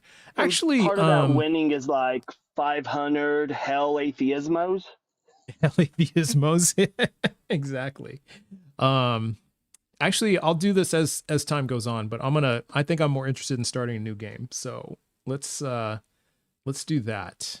We'll start a new game, and so everybody will have to kind of go back and you know what we'll do is we'll clear and scramble the folks that are in here already. So you guys will keep your cards and then more people can join. So there's 36 cards right now. Some of them are multiple. I kind of wanted a different card. You wanted it? Well, I'm going to clear and scramble it. So it's not that you don't get the same card. Yeah, I can clear and scramble it. Yeah. So I'm going to do that now. Okay. So we got a clear and scramble. Okay. So everybody should have brand new cards. And then for those who want to join, let's not do that yet. I'm going to take the list of people who are in here. So, and then I'm going to feed them into that generator that you said, and then we'll do the drawing at the end of the show today. How about we do it like that? I have wheelofnames.com and it'll make it look cool. Okay. Very cool. Darth Gently. So then we're going to do this as fair as Isa Secular. You know what? I thought PAX was going to win because PAX just came out of nowhere yesterday. And was like all of a sudden like, hey, you know, they signed up for a card, and then like 5 minutes later they had like 4 spaces. So now this time though, what I'm not going to re-announce the marks. So you have to be here and you have to pay attention. So if you don't hear it, and Pokey, I had my money on Pokey too. I thought Pokey had a really good chance because Pokey was like leading like almost the entire time. We're not going to put your name in here. That would make sense. That would not make sense. Watch, I win again. Yeah, no, you win your own drawing. Hey, I won. Yeah. Okay, Professor People Hizzle. start eyeing me. Right? Cool. And then What it's are you trying to do? then it's like rigged. Chuck. Can I say something about Yeah, what absolutely. today is? Oh yeah, today. Yes, please. Yes. So I know that there's not quite as many people as there were before, but it is Trans Day of Visibility, everyone. So to anyone who is trans in here, my fellow trans people, happy Trans Day of Visibility. I see you if you are visible. I see you if you're not visible. I see you if you can't be visible. All of that. Yeah, trans people are magical. I truly believe that if there is a divine, we are connected to it. I am an atheist, but if there is a divine, we are connected to it. And yeah, and there never has been and never will be a world without trans people. Damn right. So yes. This is your day. So yes, this is your day. So if you know a trans person, I suggest, you know, doing something nice for them, doing something loving and kind for them. You know, buy them a coffee, take them out to dinner, get them a card, you know, draw them something. Buy him a brand new car. Yeah, buy him a brand new car or a house. Look, I will be happy with dessert. I will be happy with dessert. Somebody buy me a chocolate dessert and I'm satisfied. There we go. So I think that's yeah, that's what we suggest. Or a house. Yeah, or a house. Yeah. Or a house. Or a house. Or a house made out of chocolate. You know. Yeah, hell yeah. Okay. All right. I wrote all the names down, so I'm going to share the link to the new game. And so everybody who wants to play, now if you're already playing, you don't have to sign up again.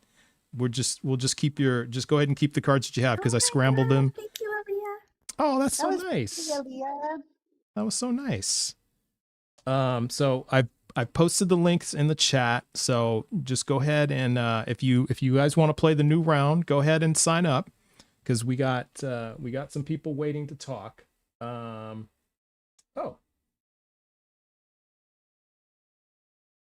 Speaking of which, we have a friendly. So let's. Pokey, how you doing? Might have been an accident. Okay, meant to request. Oh, well, you know what? We should give Pokey some gifts. That's what we should do. Everybody give Pokey, even if it's just like roses. Just everyone give Pokey something for accidentally requesting it because they were just tapping the like. They were tapping the screen to like, and they accidentally requested up. So, so for those that want to play, I posted the link in the chat. So just go ahead and go to the chat and then sign up if you haven't signed up. Now, if you already had a card from yesterday, you don't have to sign up again. So just keep that in mind. You don't have to sign up again. All right. So because you're already in on the game. All right. Oh, Aaliyah's on. It's on. So we've got 2 of the 3 godless girls who are playing now. So we got some pretty good competition now. So you know, so this is going to be kind of fun. And see, who do we got here? Who do we add? Yeah, we got Tech. Oh goodness, look at all these folks who jumped in. Goodness. This is going to be fun. Oh, I'm excited. Okay. Yeah. Now we got 47 players now, 47 cards. So we just need guests. Everybody tap the screen. Yeah, everybody tap the screen. Or if you know any believers invite him to the live so we can play the game. Hashtag in chat. You Yeah. know, what would Jesus do? Jesus loves you. God Yeah. is, I don't know, something. Christian TikTok. And then, yeah. God is good. God is love. Then run across the street, knock on your neighbor's door, show them this live, tell them to get on TikTok. Run to your next door neighbors. Don't run around the block to your backyard neighbors. Just throw your phone at their door. Yeah. Hopefully they give it back. Hopefully they give it back, but if not, just if they request up, that's all that matters.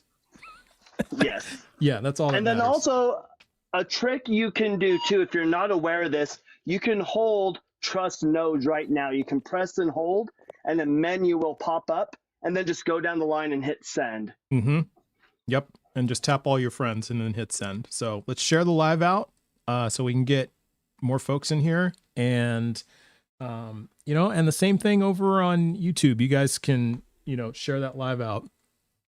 Share the link to the live stream on YouTube as well. So I love TikTok I always Shop. mention the press and hold thing because I found that out on accident. Like nobody told it to me. I figured it out on accident. I think Crystal taught me that. I didn't know about that until I was in Crystal's live. And then Crystal said something. Yeah. I'm like, word? I press like, oh yeah, you can do that. How about that? Well, it is true that Crystal is a sage she is like the sage of the community. So goes without saying. Absolutely. Mm-hmm. I learned so much from Crystal and you and Ember and yeah, everybody here. So okay. Yeah, keep gifting Pokey until Pokey realizes that she's not up here, that she's up here. Can you hear me? Yeah, we can hear you. Okay. I put my phone down and my cat walked on it. So well, apparently my cat wanted to talk to you. Awesome. They'll do that. That'll happen. Well, you got 120 coins for being up here. So it's just going to go right back out to the community. Thank you guys. We appreciate you. Appreciate you. I do the same thing. Yeah, right on. Okay, well, we'll send you back down. Pokey. Thanks, Pokey. Yep. All right. Bye. That's funny.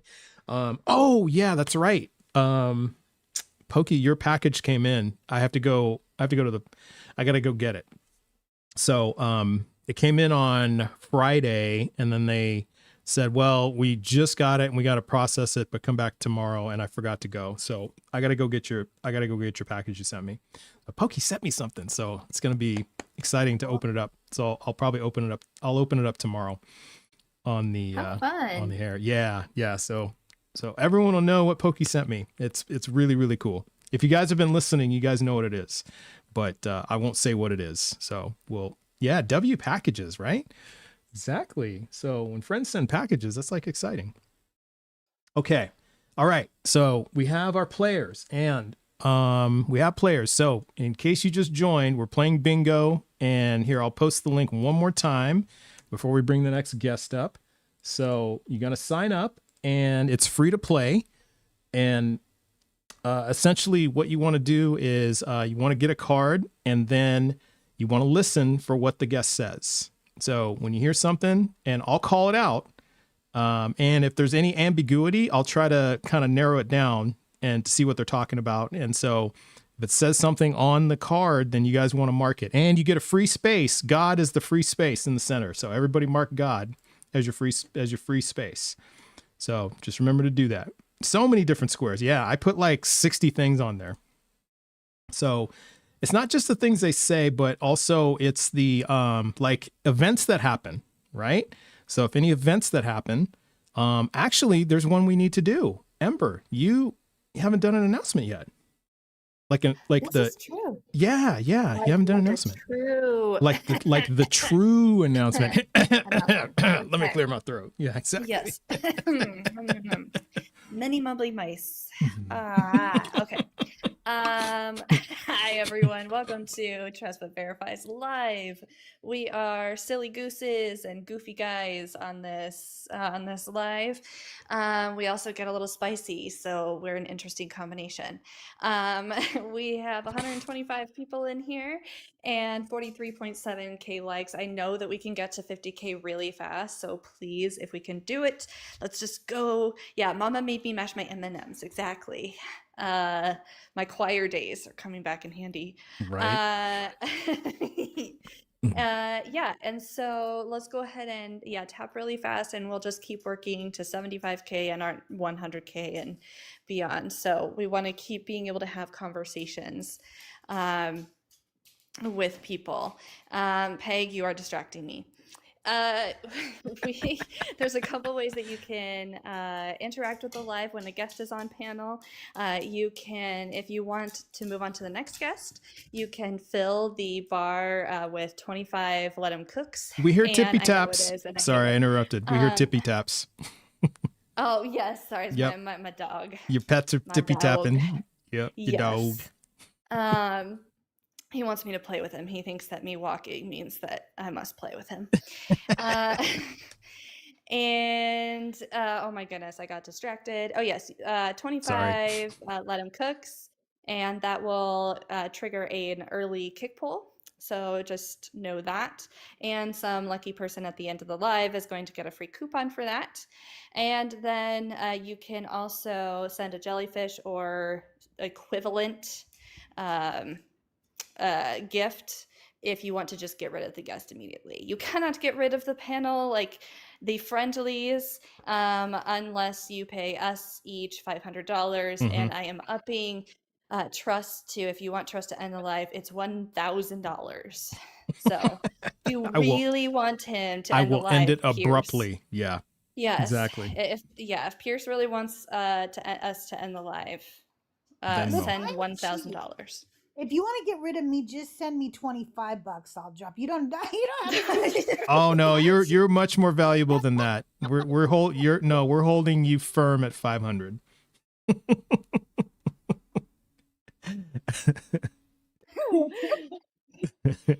You're like, I'll do it. So funny. I'll do it for fries and a shake. I don't care.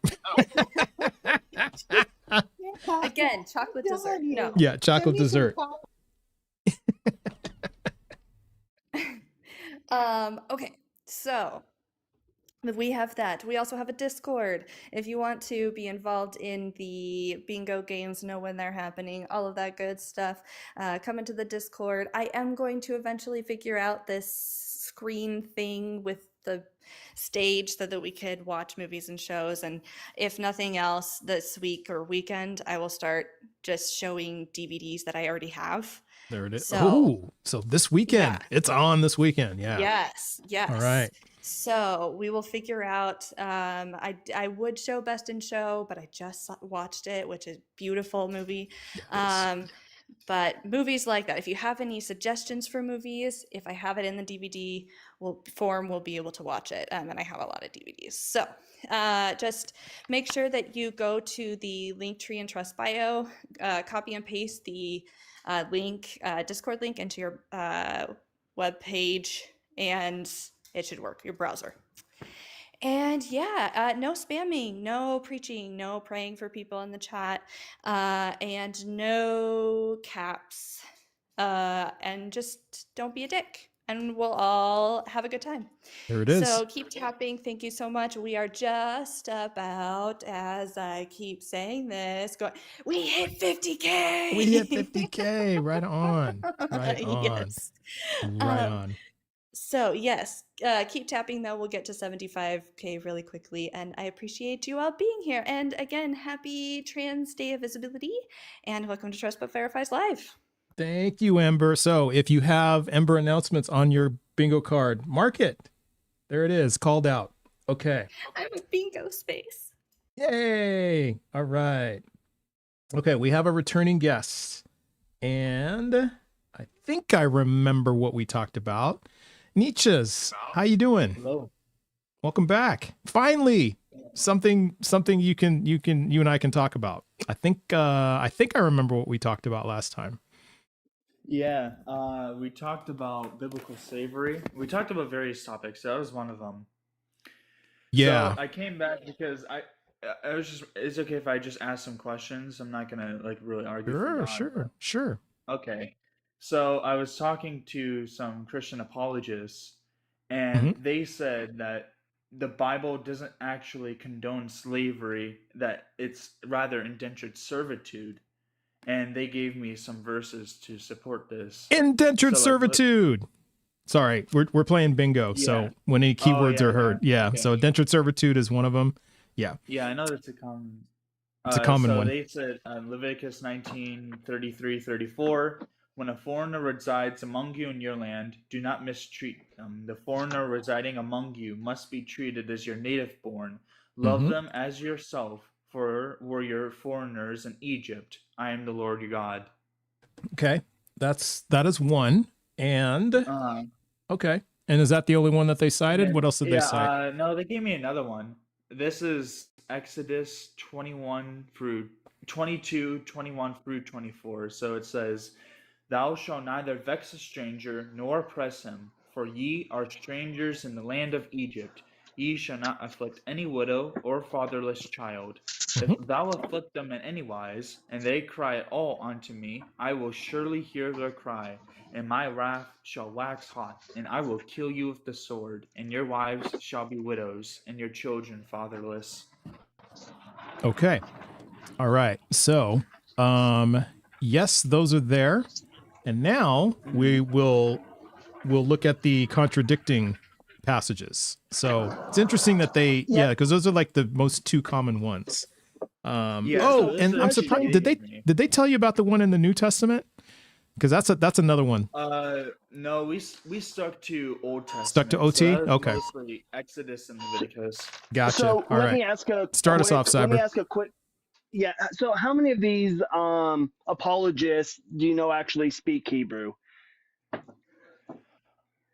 They said they didn't really speak Hebrew, but they give me some Hebrew words. So when we go into Leviticus, where it's talking about the year Jubilee, I believe it's Leviticus 25 or 24.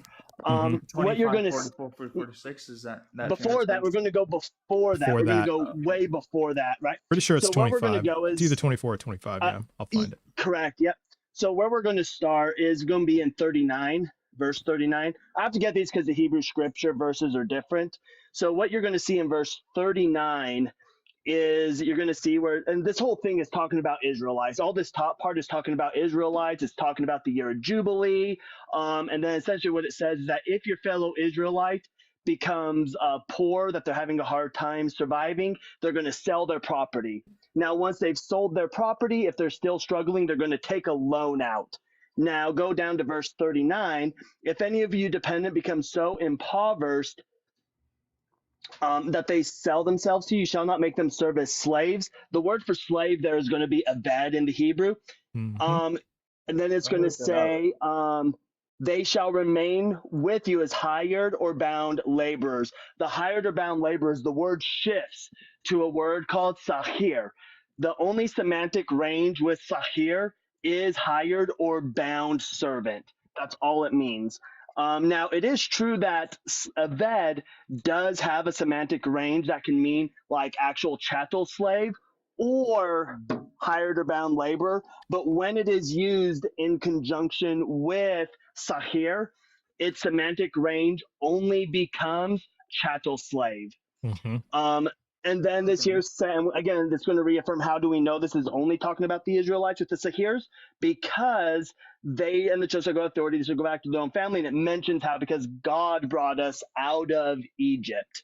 Now, when we go down to 44, as for the male and female aveds whom you may have, and the word there is quetzalcoatl, which really means shall, whom you shall have. The may have is doing some really heavy apologetic work there. I don't know why the English always says that. That's interesting because the NRSV always says that, and the NASB 95 says that. I think it's a cope by the scholars. I'm not gonna lie. Yeah, I know some translations of the Bible were like edited and translated specifically to make the Bible less bad or less moral. Like, is it the NIV translation? Softened.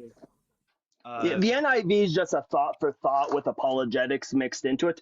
But my point is, though, is that in this verse, we have where the Israelites and only the Israelites are to be sahirs. under no case are they to be permanent slaves, but the male and female people of other nations, they may be, and you shall keep them. It says you will keep them as slaves. Oh, okay. Yeah, you may keep these. Let me finish this real quick. You may keep them as possession for your children after you, for them to inherit as property. And it's something else that's in the Hebrew as well that the English always leaves out is for them to inherit as property. The Hebrew actually has an extra phrase there, le'olam, forever or perpetually, never ending. The English always leaves it out, but it says le'olam, and then it goes back to reaffirm. But hey, remember, you're Israelites, you can't do this to them. So the Bible does condone chattel slavery. And so if you go to 44 through 46, as Cyber was saying, that is literally chattel slavery, which is all right here.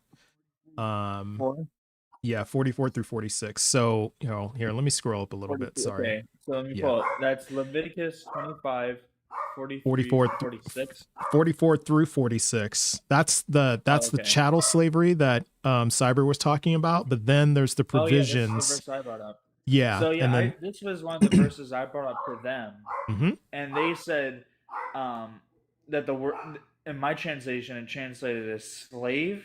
They said if you look at the original Hebrew, it actually means closer to servant. Yeah. And that you only see the Hebrew word for slave 2 times in the entire Bible. Yeah, and in that sense. And then if you go back to Cyber's explanation about if you go back to 39 and 40, because they say here, like at verse 40, that shall remain with you as hired or bound laborers. So the word for hired or bound laborers is only one word, and it specifically means a hired or bound laborer. So that's the indentured servitude. However, it goes back to the abed word. It's abed for slave.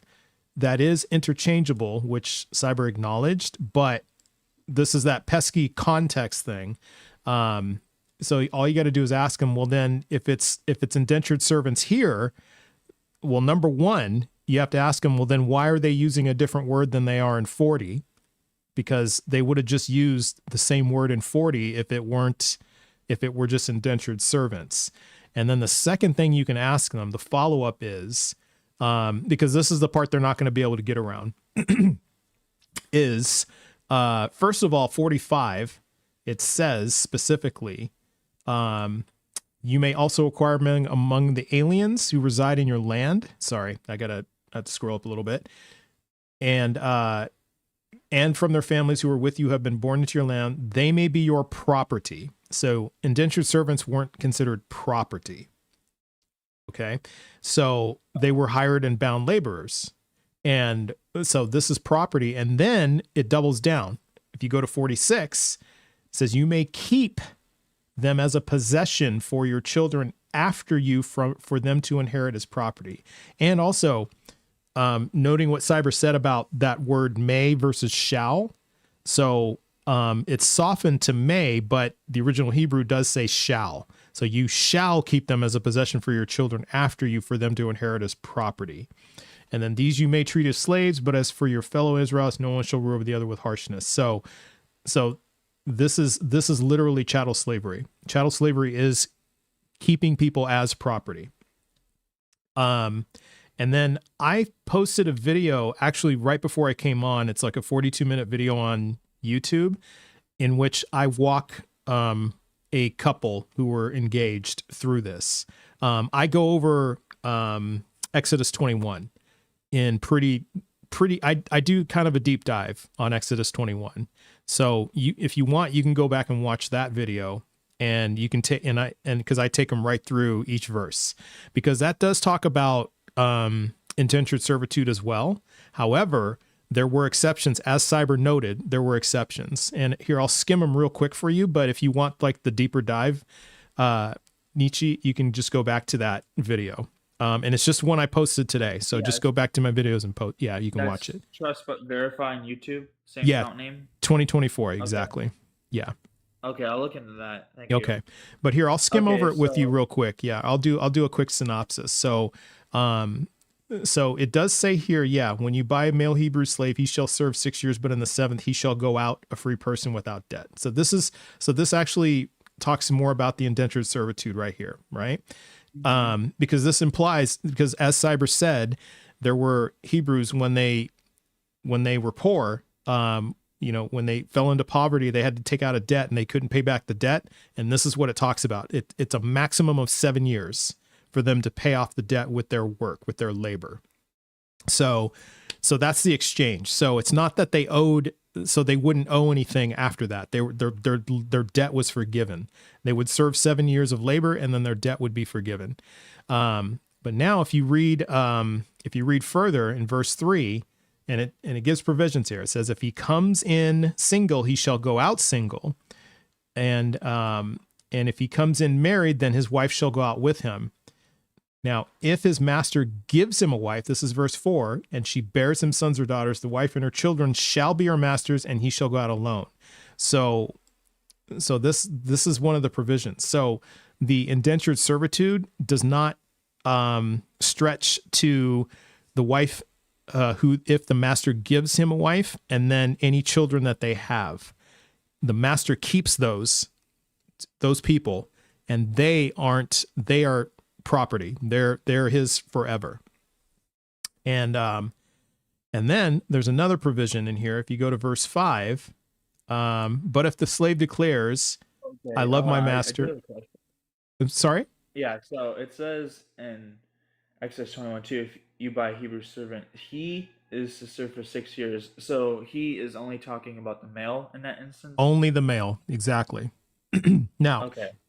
However, if he's married when you buy him as an indentured servant, then the wife and the husband serve 6 years and they go out on the 7th. Okay, but if he's married while he's in indentured servitude, it doesn't apply to the wife and the children? Right. So if the master gives him a wife. Now, Cyber, you can check me on this, but I also saw an interpretation in which it's not just the master giving him a wife, but also if the master allows him to have a wife. So like say if he meets another woman and then the master allows the union, then that counts as the master giving him a wife. What do you have to say about that, Cyber? I don't know about that. I haven't heard that part of it. But where this essentially comes from is if you go down when it talks about the women do not go out. I'm about to get there. Yeah. Right? Yeah. And when the father sells his daughter, she can be sold to become a slave for this very purpose. That's so right. She is sold That's what it's for. To be a slave just for the idea, or just for the purpose of having perpetual children born into slavery. Yes. So yeah, and so I was going to draw your attention, Nietzsche, to this phrase "go out" right here, and then it says it again. So that phrase right there in verse 2, and then it says it again in verse 4. Hold on, which translation is this? This is the NRSV-UE, which is the closest to the ancient Hebrew. Okay, yeah, I was looking at the verse myself. NRSV? UE, yeah. Okay. Yeah. UE? Yeah. It's the one, it's the scholarly translation. And so if you go to like an accredited like Bible college, this is the version that you will likely be handed when you start taking classes for Bible college classes. The International Reader's Version? And is that the one? No, the NRS, the newly revised standard something updated edition. Yeah, NRSVUE. Oh, I think. Excuse me. I'm sorry, Crystal. What was it? Sorry. It's the new revised standard updated edition. Yeah, new revised standard updated edition. Yep. And what makes this Bible so great is anytime they find a new, like they're getting ready to release another edition of it. And the scholars, they're secular scholars, they're religious scholars of both Judaism, Christianity, and they come together to translate this. And they utilize all the manuscripts that they have. So, for example, there's a verse that mentions, El Elyon portioning out the land, and he gives Yahweh his portion. Well, in the earliest manuscripts, it would say the sons of Adam, like the sons of man. However, we found in the Dead Sea Scrolls, which predate any other text that we had, that it actually said the sons of God in those texts. And so, since those became the earliest text, the NRSV UE is going to add that in because we've got a few manuscripts over a few different time periods with the Dead Sea Scrolls that support that that was probably the original translation. But if you're using like the NIV or any other translations, they're not updating their scripture. So they're just going to keep whatever the translation was whenever like the NIV first came out. They're just going to reprint it. Yeah. Oh, okay. So you were talking about "go out." That phrase. So what that are you phrase about "go to say out"? about that? Yeah. So the phrase "go out," that's an important phrase, and I'll show you why. Because it says he shall go out a free person, right, in verse 2, and then the wife can go out with him in verse 3, and then again it says it in verse 4, or is it 5? 4. He shall go out alone when they're talking about if the master gives him a wife. So Cyber, actually, you made a great point. If his master gives him a wife, he shall go out alone. So now if we jump to verse 7, and it says, when a man sells his daughter as a slave, and so if you refer back to verse 4, so if the master in verse 4 buys another man's daughter as a slave, and he gives this slave, this that he just purchased, this daughter, to his indentured servant, it says here, she shall not go out as the male slaves do. So that phrase "go out." And so what that means is that she's a slave for life. And so, as Cyber said, she could be just for the purpose of making babies that are going to be slaves, as it says in verses 4 and 5. That could be the reason. Could be to be a concubine or whatever. But according to, Cyber, Rabbi Hannah, and Rav, it was mostly to be a concubine or like a baby making machine. That's basically her job. That was her purpose.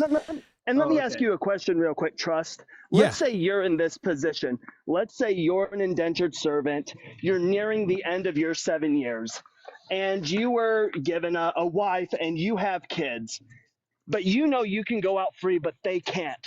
What choice are you going to make in accordance with the law? What choice will you make? Oh, the choice I'm going to make is to stay a slave, is to say I'm going to stay. I'm not going to leave these. I'm not going to leave my wife and children behind. Yeah. So it says in verse 5, but if the slave declares, I love my master, my wife, and my children, I will not go out a free person. Then his master shall bring him before God. He shall be brought to the door of doorpast, and his master shall pierce his ear for all, and he shall serve him for life. Exactly. Yeah. The debt be damned. The 6 years be damned. Yeah. And that's what, and that is what happened in a lot of cases. Yeah. Do you think that's good? Do you think that you said it like you think that's a good thing? Like, do you see that as something good? Well, no, I'm saying I don't agree with this, but when like Christian apologists bring this up, I didn't know all this information, so I didn't have a really good counter argument to their argument. Yeah, and this is how you can approach it. This is how you dismantle it. I'm sorry, Crystal. Go ahead. Oh, that's okay. In this passage, they're holding the family hostage. And so they're making it seem like, look, if he loves you so much, he could serve you forever. But what it's really saying is, look, if you want your wife and kids, you're going to serve this man forever. Mm-hmm. And then you can imagine that there would be some implications with that. Like, are you going to really leave your wife and children behind here? So this was, so as Crystal pointed out, this was a way to, this was a way to blackmail the male slave into staying forever. it was a way to be. Oh Yeah. yeah, So and it even says in verse 4, if his master gives him a wife, mm-hmm. and she bears him sons and daughters, the wife and her children shall be masters, and he shall go alone. Right. Yeah, I could see it. That sounds very manipulative now that I know more of the context. Yeah. Very much so. So, and I'm surprised they went with that apologetic.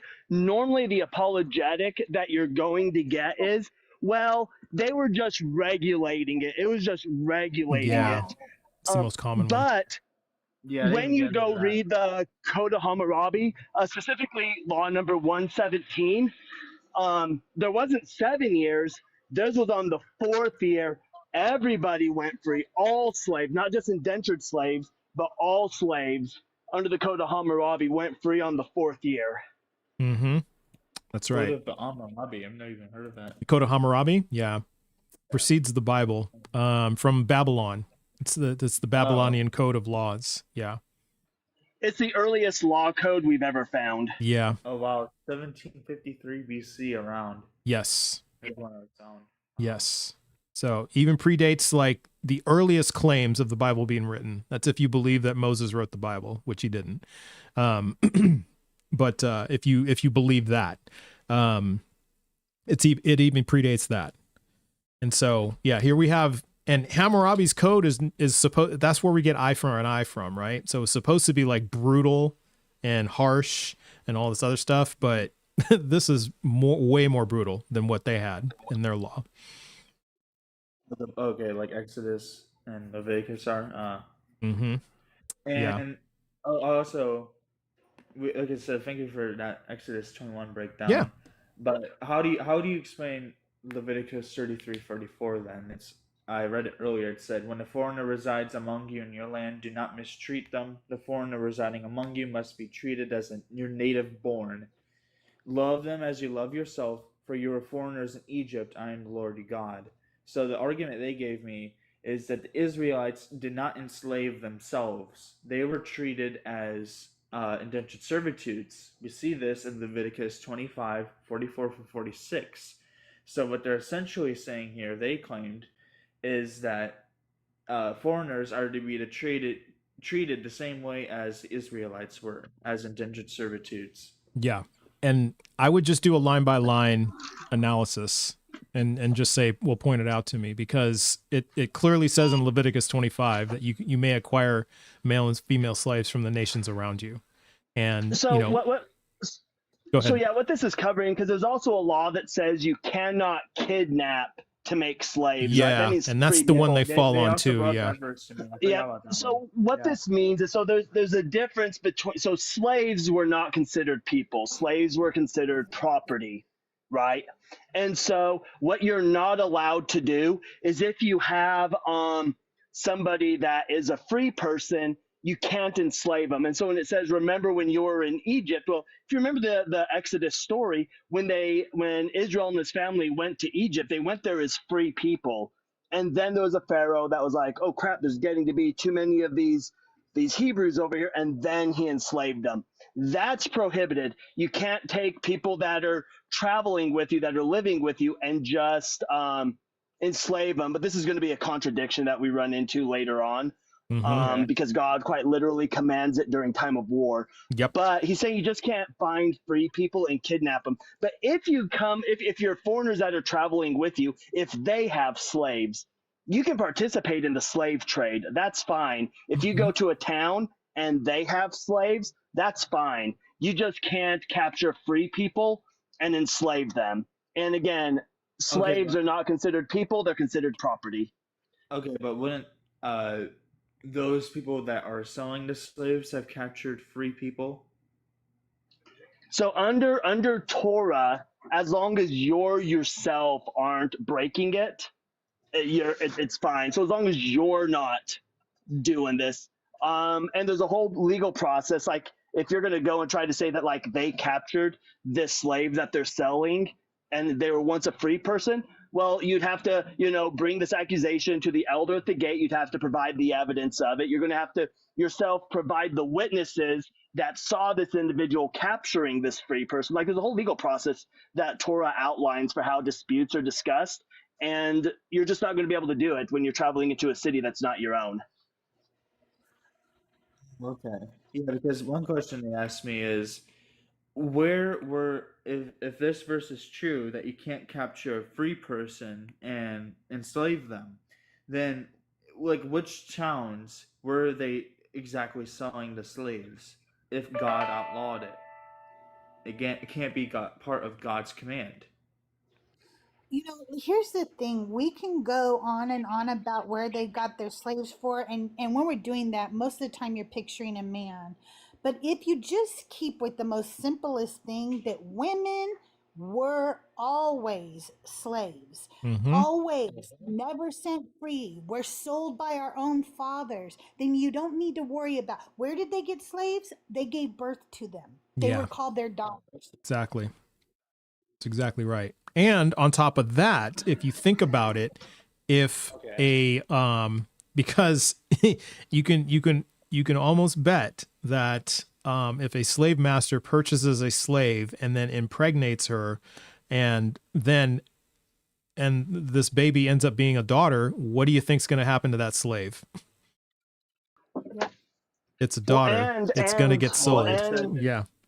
It said and the God children are the same commands slavery. Well, and God also, and God also commands war slaves, right? God gives a command that if you come to a town that is far away from you, this is an instance, this is in Deuteronomy. This is an instance of you initiating it, right? Then the first thing you're to do is offer them terms of peace. And if they accept your terms of peace, they will serve you at forced labor. If, however, they don't want to follow the terms of peace and they make war against you, because, God makes it seem like they're the ones making war when it's clear Israel's the aggressors here. But if they make war against you, then you shall put all the men to the sword, but the women, the children, the oxen, all these you may keep as your plunder, and you may treat them as such. Which verse is this?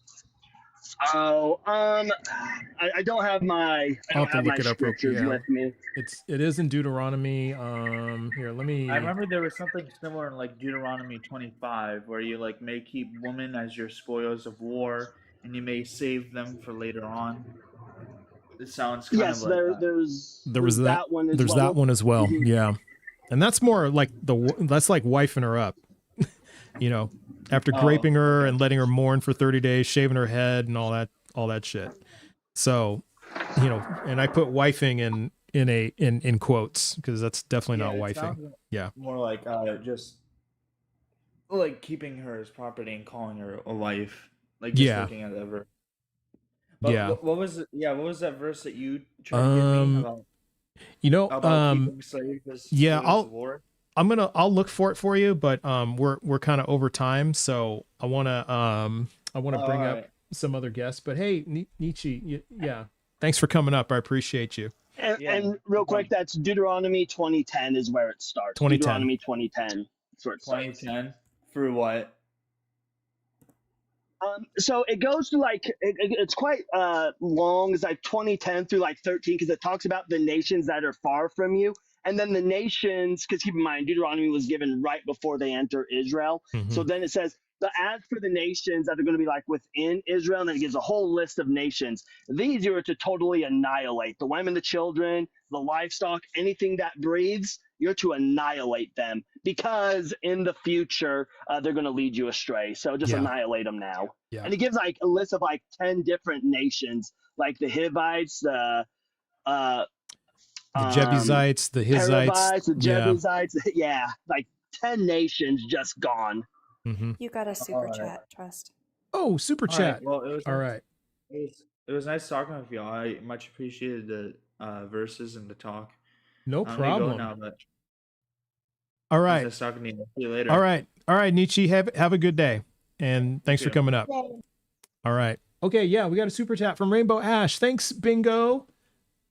Thanks for Bingo. Kate, thanks. Love you. Yeah, love you too, Rainbow Ash. Glad you're playing. So yeah, we got some squares there. It was a Q&A and it was like a Bible study, but it counts, man. It counts. So So pay attention and look at your cards. But we do have another guest that's up or that's waiting. So we'll bring him up and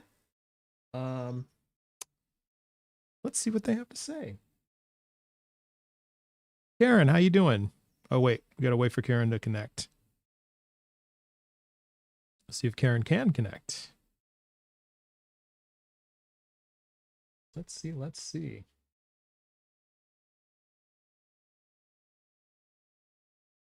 Okay, looks like Karen's having some connection issues. So Karen, try improving your Wi-Fi and then come back and try again. All right, you may have to leave the chat and come back. Leave the live and come back, but you're just spinning on our end. So let's go ahead and try it. Karen, try leaving the live and then coming back in. And sometimes that helps. So, all right. So we don't have anybody in the guest queue. So we have 78,000 likes. That's awesome. How about we pump our shares up a little more? We only have 39. So let's try to get to 50 here. And so we can get some more guests up and then we can continue on with the game. Huh? So, you know, what's interesting, guys, is I was like, yeah, we're going to play bingo. And, you know, there was like an endless line of guests coming up. And then right when I start the game, like we had like long stretches yesterday, no guests. And then we're kind of in a dry spot right now. So that's just unfortunate because, you know, we're here to play the game and nobody's requesting up. So now I should probably say, you know, if you're in the hallway and if you're thinking about coming up or you don't want to come up, it's not at your expense. We just hear the phrases and then we just mark the cards. That's it. That's all we're doing. So it's definitely not. I only jump in when it comes to like Hebrew stuff or church history stuff. Yeah, exactly. And, you know, and see, and you inspired me because I have one for you and I've got one for Hammy. I've got one for Ember doing the announcement and I've got one for Ems too when a Muslim comes up and Ems answers the bat signal. Yeah. So yeah. So it's like, yeah, the M signal. So yeah. So we have some for those too. So yeah, it has really, so we're not making fun of people at all. Christians. Or people who believe in the Abrahamic God, come jump in our little box. Yeah, jump in the live. And as you see, it's been pretty civil. We're not ganging up on people. We're not doing that at all. So we do want to have a civil conversation. But we do match energy, so people get out of pocket. You know, we probably will too. But yeah, we want to have a good conversation here. So this is Karen giving a second shot. Hey, Karen, how you doing? I'm doing fine. All right. I was talking to somebody else. The reason I couldn't come a while ago. Oh, yeah, no worries. All right. I don't argue with anybody that says they're an atheist, and I don't give proof that God is real.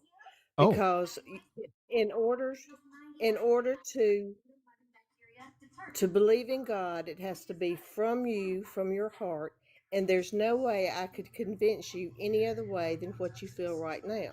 Okay. So I would not argue with you about your atheism, and I would not expect you to argue with me about my Christianity. All right. I believe the way I do, and you believe the way you do. Okay, sounds good. Before we go on, Karen, I do have to verify. I think you're over 18. And which pronouns do you prefer to be called? Way over 18. Okay. I'm way over 18. Okay.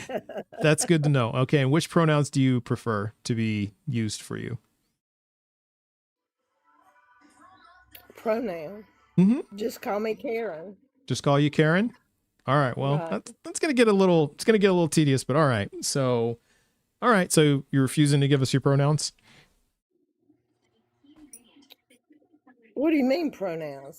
I'm a she. You're she? Okay. There we go. Almost had a card mark, but that's okay. All right. She. All right, Karen, thank you for that. Okay.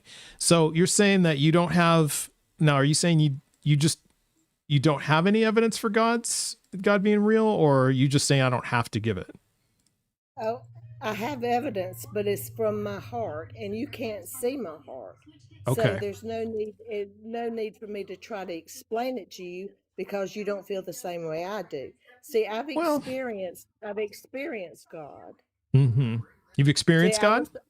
So you had a personal experience? I was brought up by an alcoholic father who abused my mother every night. Oh, sorry to hear that. That's awful. I asked God when I was little, I said, God, please, if you get me out of this, I promise you I will never follow the footsteps of my father, and I will follow the footsteps of my heavenly Father. And I consider God as my heavenly Father who sent his son Jesus to die on the cross for me.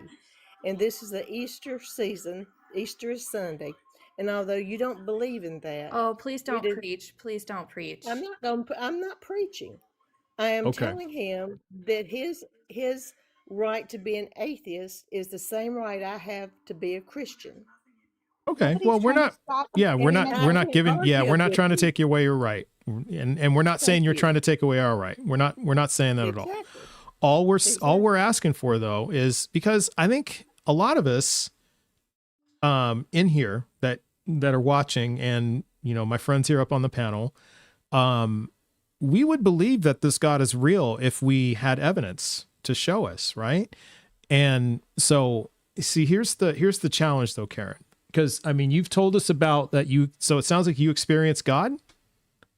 I'm just kind of verifying. Okay, you experienced God. Okay, so if you got that on your cards, folks, mark that. And so it was a personal experience. So also, if you've got that on your cards, mark that. So you have this experience, you have this personal experience, you experience God. Now, the challenge with that, Karen, is that I can find at least one person in every religion that can say the same thing. So how do we know that your experience is the true experience and say a Hindu's experience is not the true experience? There's no way you can explain that. There's no way that I would doubt a Hindu's experience, and there's no way I would doubt your beliefs as an atheist. Okay. But I can say from my heart that I have experienced the presence of God when I was laying in the floor when I had cancer, and I could not get up. And I said, God, tell me what to do.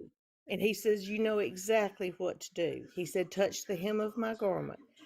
I reached out, I touched something, and I went back to sleep. And when I woke up, I was able to get up and go again, because I was by myself the whole time. I had cancer. Why would you say, Karen, that God was able to do this for you, yet there are many parents who have babies born with cancer that God doesn't answer their prayers? Like, why did he pick you and ignore all of them? Well, he's not ignoring everybody. If you know about St. Jude Children's Hospital, they have cures. They cure patients all the time. Sometimes there's children who still unalive from cancer. Yeah, at St. Jude's. At St. Jude's Hospital. I understand that completely, but God knows when the time for us to come home. I would actually like to share my experience, because I have had medical issues in my life as well. I have a liver transplant from a rare disease. It's going to be 10 years on May 3rd, which is very exciting. So I was, it's very, very, very happy. Thanks, 3 Pips. But I did nothing to deserve the disease I got, right? It was extremely rare. It was brought on by stress and trauma. It actually is likely that all of the conditions that I have and have been diagnosed with throughout my life stem from my religious indoctrination and the anxiety and stress that I felt then, because it all stored in my gut, and I ended up having problems with my immune system because of it. I prayed my entire life. I was diagnosed with ulcerative colitis at 7 years old. I prayed my entire life for God to take it away. I had horrible experiences, being embarrassed at school, having to go home because I had an accident in junior high as a young teen. And this is not preaching. And I had a horrible time. And then I was diagnosed with the liver disease in my mid-20s, and a disease that was supposed to take over 20 years to need a transplant, I entered in end stage in 3 years because of the intense abuse from a Christian man, my ex-husband, and trauma that I was experiencing. He inexplicably gave me half of his liver, probably because he knew it was his fault, and he told people that he wanted to be seen as a good husband. So the reason that I am saying all of these things is that the entire time I was going through this, I was praying, I was begging God to take it away. It was beyond what I could bear. One of the reasons I don't believe in a good God anymore is because if that God could not do anything about what I was going through, and wasn't doing anything else, but was helping some random other middle-aged white woman, then how is this God a good God? How does this God even exist?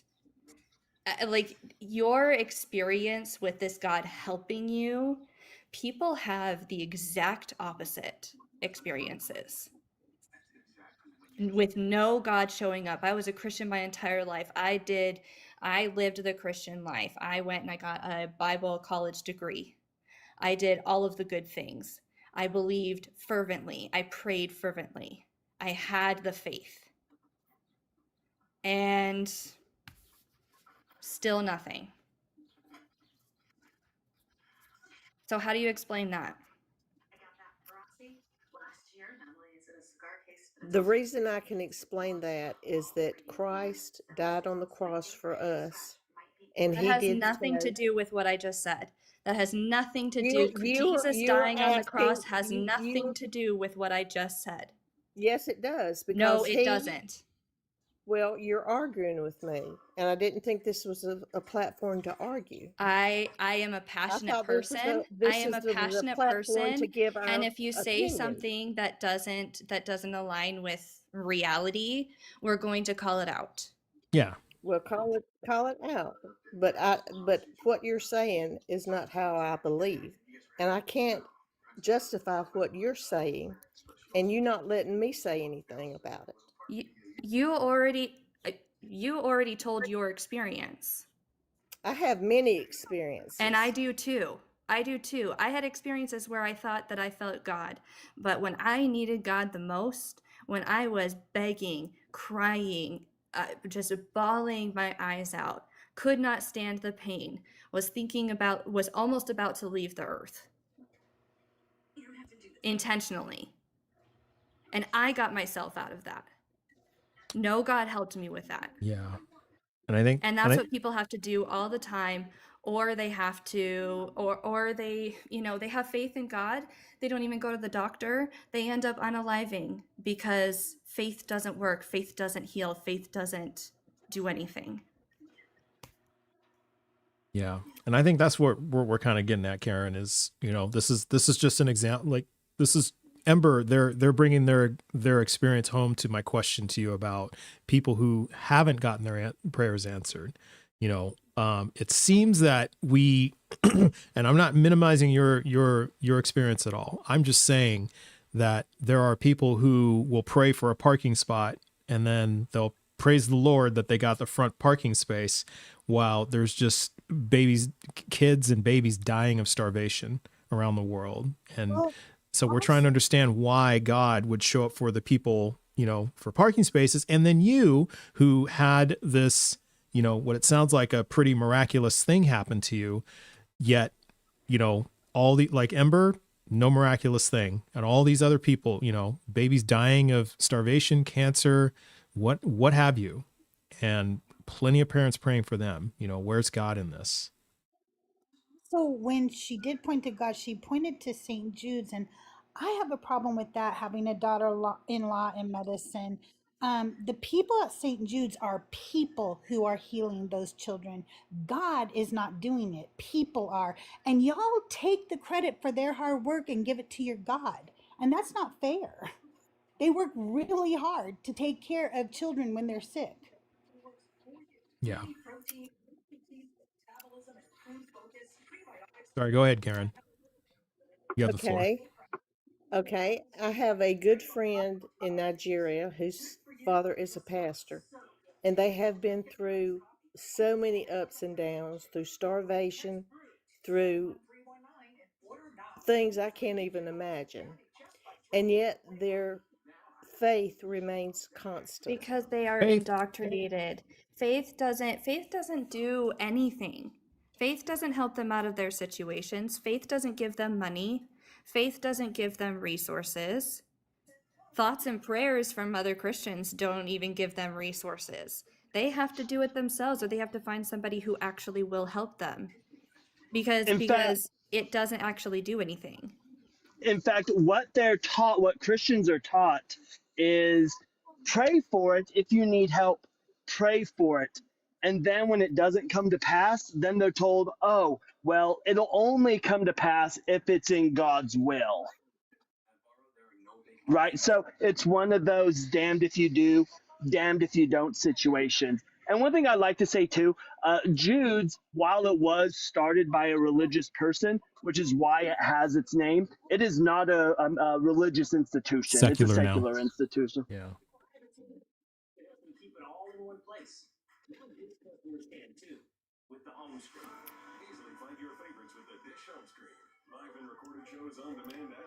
Go ahead, Karen.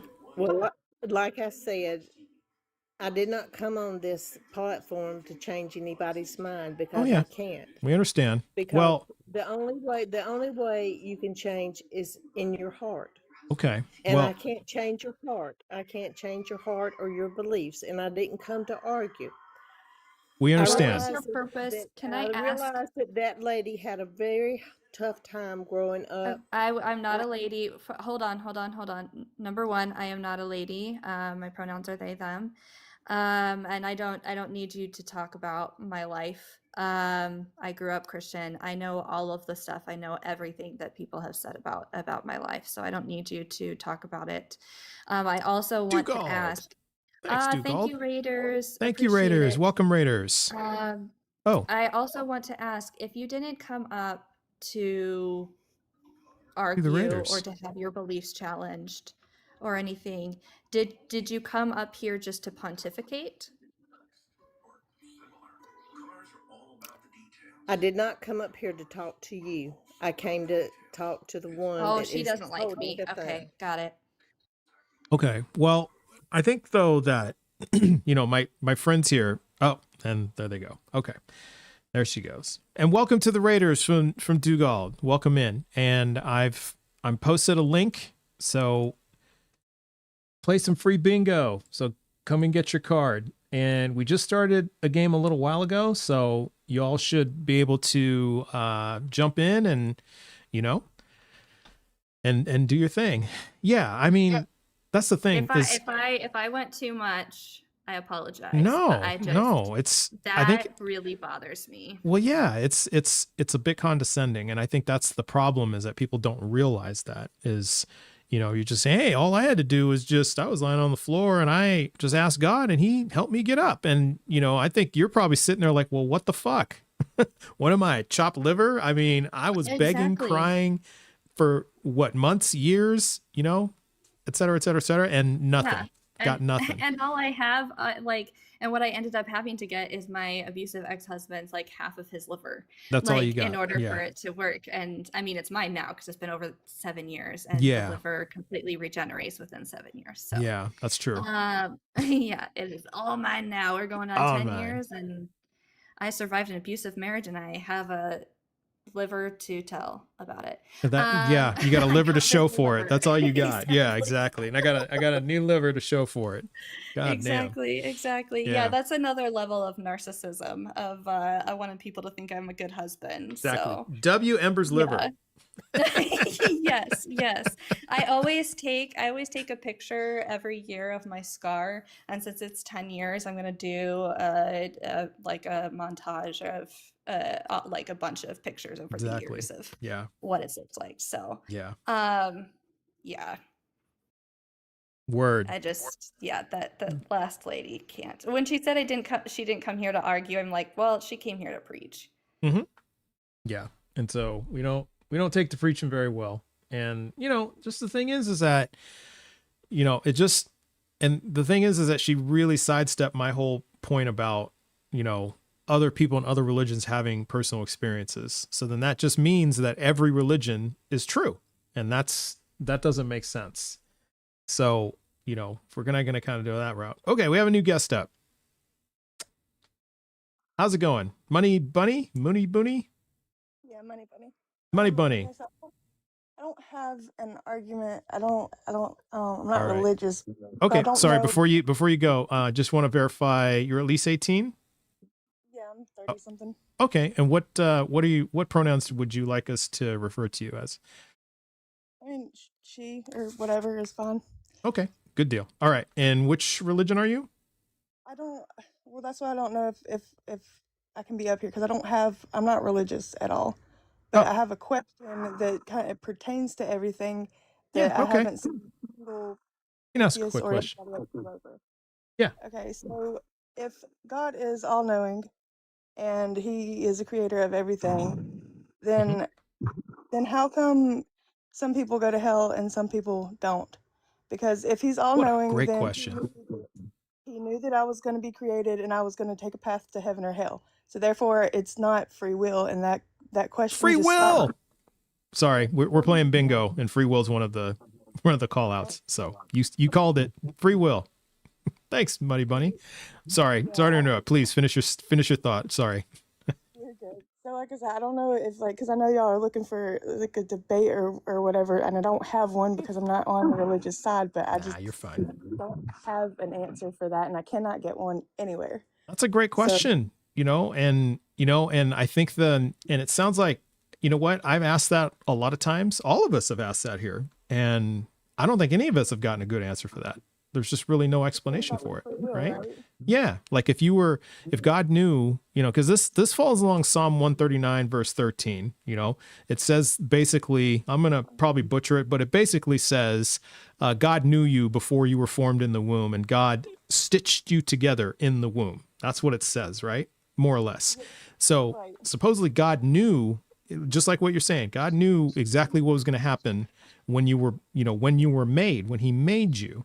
So then that means that, if you end up in hell, that means God knew that you were going to do that. And so how in the heck do you have free will? Yeah. Well, and real quick, all together, and everybody's like, "Well, you just gotta have faith. There's this free will," and I'm like, "Well, free will's bullshit in that whole thing because you can't tell me that he's all knowing and that I had a choice to make the choices I made. I probably do have choices to make the choices I made, but why make somebody that's gonna choose to end up going to hell? That makes absolutely. Well, something else that's important to remember too is that nowhere does God say like everybody's gonna make it back. Romans 9 makes it very clear, and there's other verses as well, make it very clear that there are some people who are created for the sole purpose of going to the lake of fire. Going to hell, exactly. So that those who he chooses to go to heaven can look down at those that are suffering in the lake of fire, and they'll worship him, they'll glorify him, and say, "Thank goodness that's not us." Yeah. Exactly. So you're right. You're right up there, Money Bunny. I mean, yeah. So we hear it. I'm not saying that there's not like some kind of. I just kind of feel like this falls back into the whole oneness thing, and I don't really feel like there's a hell. I feel like they're like everybody is one. I don't know exactly what y'all believe. I've only seen you up here twice, and I stuck around for a little bit, but I was hella tired. But so I ended up going to sleep. But yeah, it was I have that effect on people. I tend to put people to sleep. So no biggie. Oh, whatever, Trust. It wasn't you. It kept me going for a while. I kept getting up out of bed because it was early in the morning, and I kept getting up out of bed, and then I'd lay back down and I'd get back up out of bed because I was like, this has got to go somewhere interesting. Because I love these debates, but it's like there's a stopping point to everybody that comes up here, and then they just like that last lady, she just left.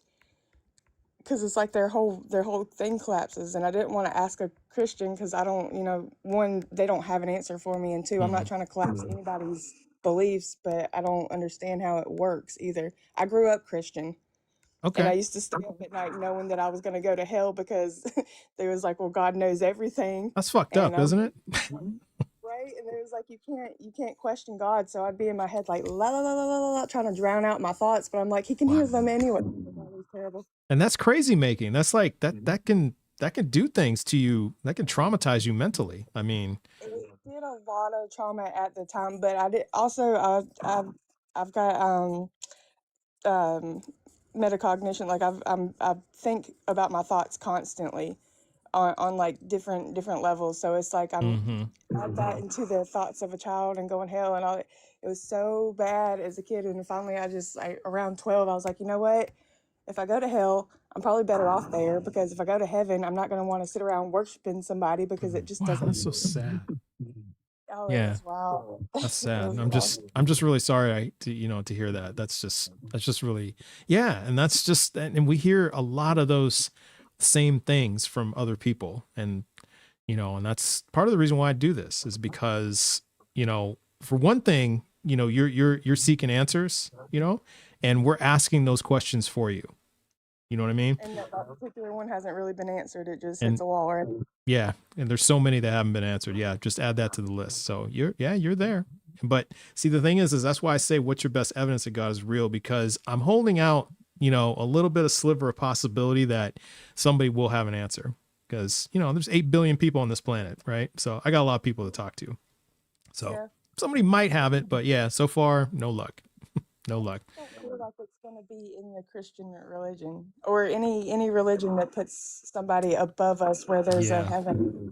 I don't think it's there. And I've done a lot of research and a lot of just contemplating and finding contradictions, and people don't like talking to me. I hear you, man. I hear you.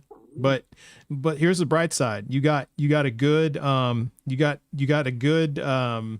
way to if JWs ever knock on your door, you got a good way to make them leave. So that's an upside. Ever since I've come to a point with that question where they can't stop me in my tracks with it, I haven't had any of them knock on my door at all. See, eventually, so yeah.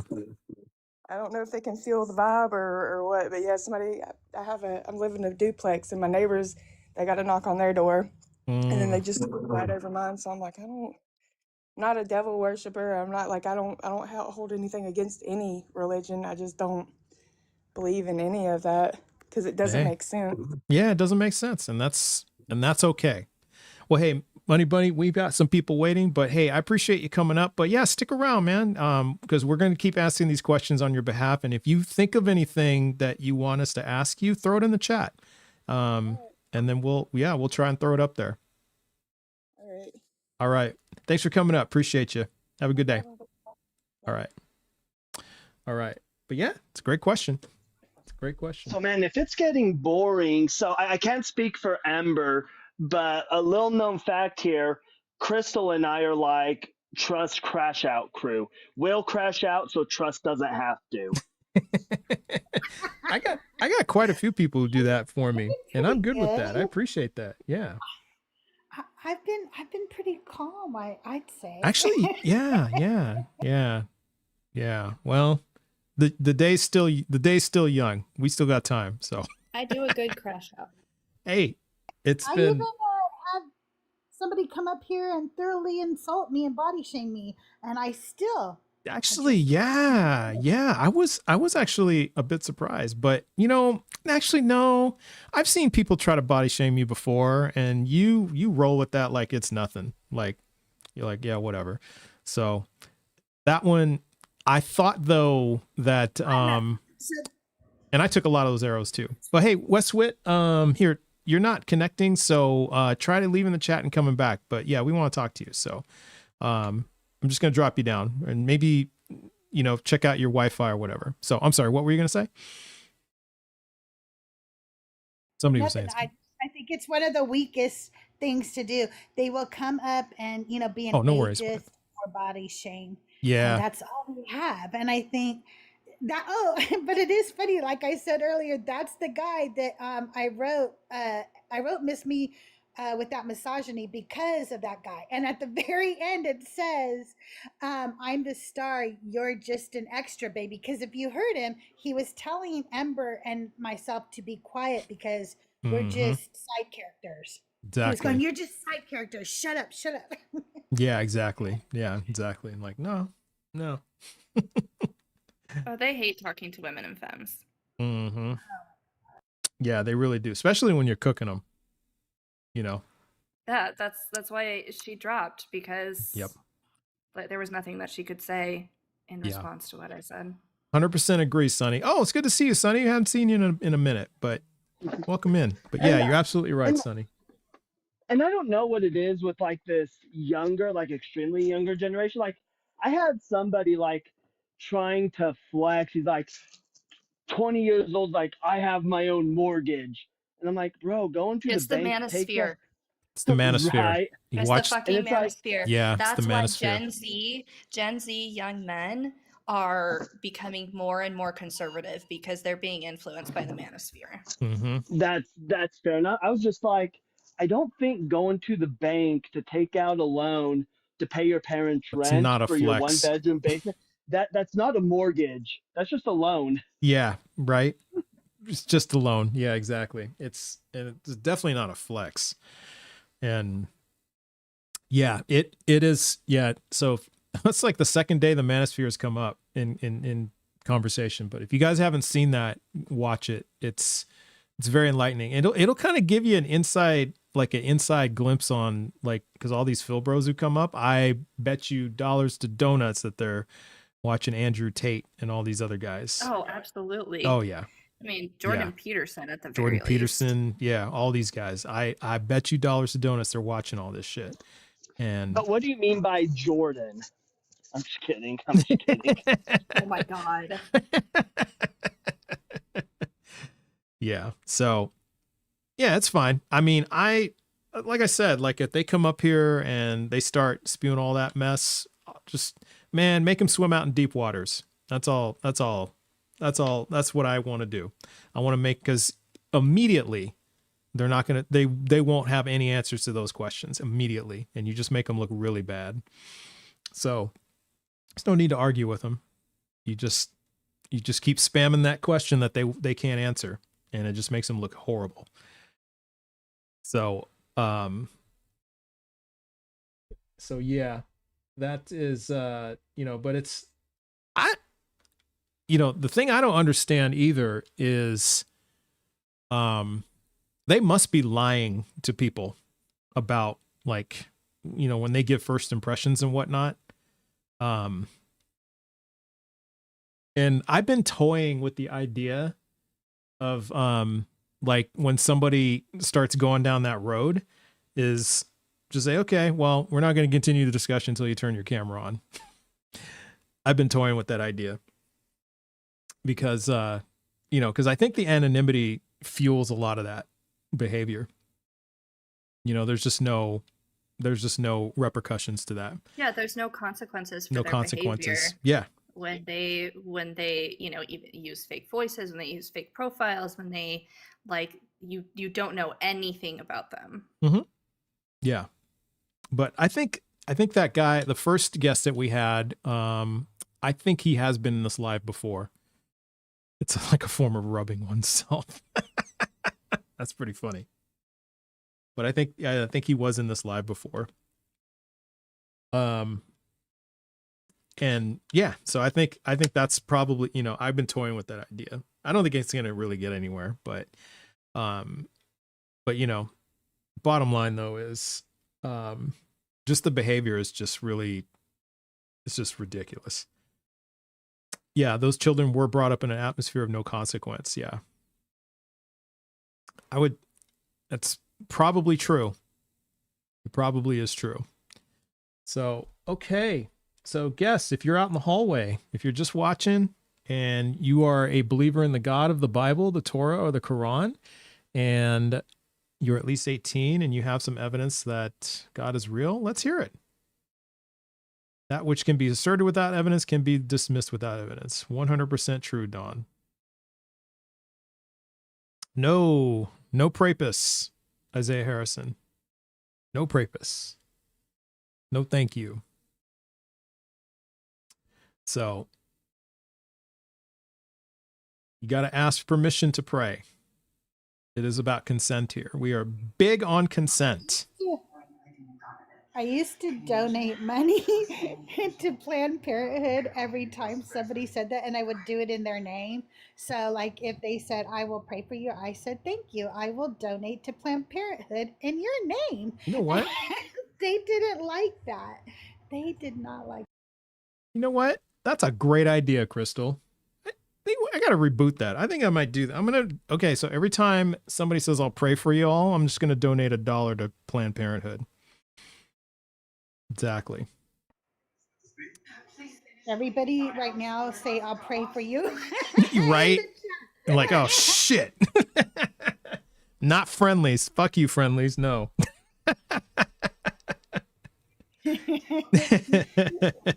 Fuck the friendlies. No.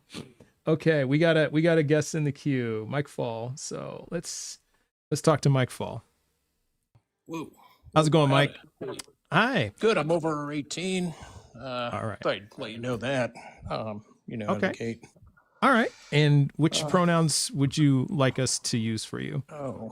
Yeah, you and I work. Right? You and I? We could go. You and I.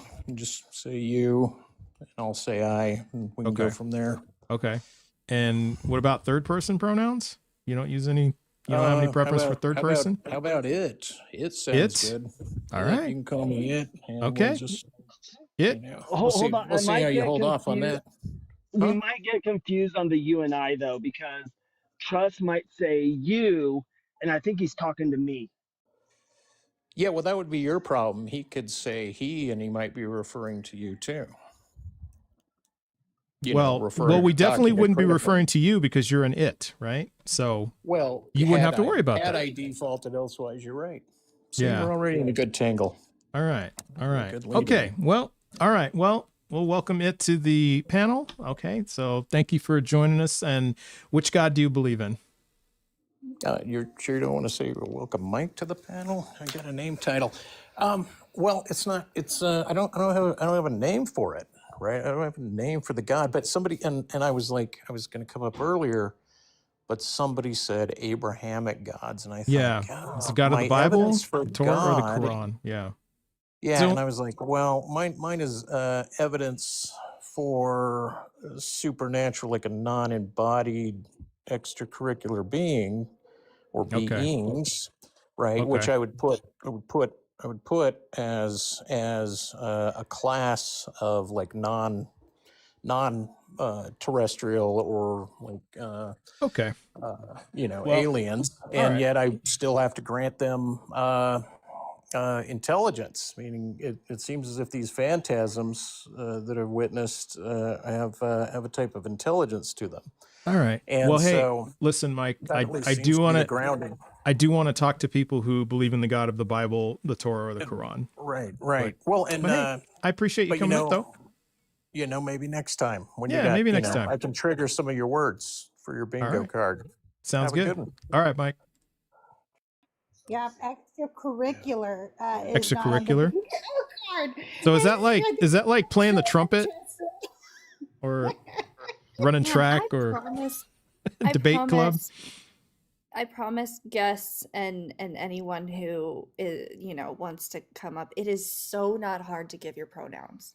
Like, it can be done in 2 seconds and it's over. You prolong your torture by fighting against, just give your pronouns. They are normal parts of language. Just do it, because you're just making everything worse for everyone, including yourself, if you don't. Yeah, it's just really, I don't know why it's such a problem. It's, I remember first hearing about that and I was like, him. Okay, I can do this. Not a big deal. Right? And it's so not hard. Mm-hmm. And, I'm going to be honest. I've had to do this, like this deconstruction with trans, because, well, it's because it was so new, and, like the understanding of it was different. And, there was, and I had to learn a lot, because there was, in my mind, there was confusion with transsexuals and transvestites, and, so I didn't really know, and I had to kind of learn all that. Right. And So it's just, Yeah, we were yeah, taught a lot just, of I was just misinformation. ignorant. Yeah, I was totally ignorant. Yeah, I was totally ignorant. So I didn't really know. And then, and I was in and I'm not going to lie, I was in a space where, some things that I didn't know and understand, I would make fun of and things of that sort. But see, once I began to understand it, once I began to interact with family members in the LGBTQIA community, my understanding and my ignorance, my understanding, went up in, untold amounts. And then my ignorance, diminished significantly. And I think it's just a level of empathy too. It's a level Well, of and I think empathy. it's well, and I think it's that people are afraid of things that they don't understand, and so they run from it. Yeah. And then it gets to a point where they're so unafraid or not afraid, they're so afraid to learn that they have to transfer it So into sorry. bigotry. Yeah. And, and I've had to, and then that kind of led to me dealing with my own biases and prejudices and, my own bigotry.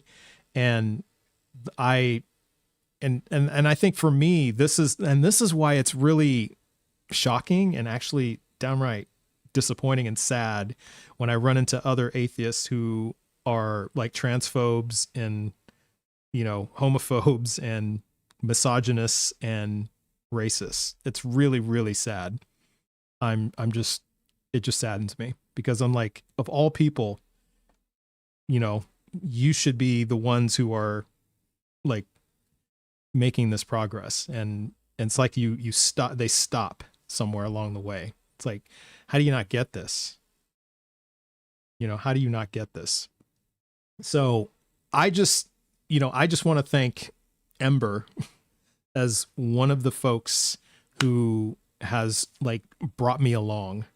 And all the people who make me contribute to the jar of patriarchy, because it really is, like the deconstruction that I've gone through. Like, you've said it, I don't know how many times, Crystal, like usually people go through deconstruction of all things, but not all of us do.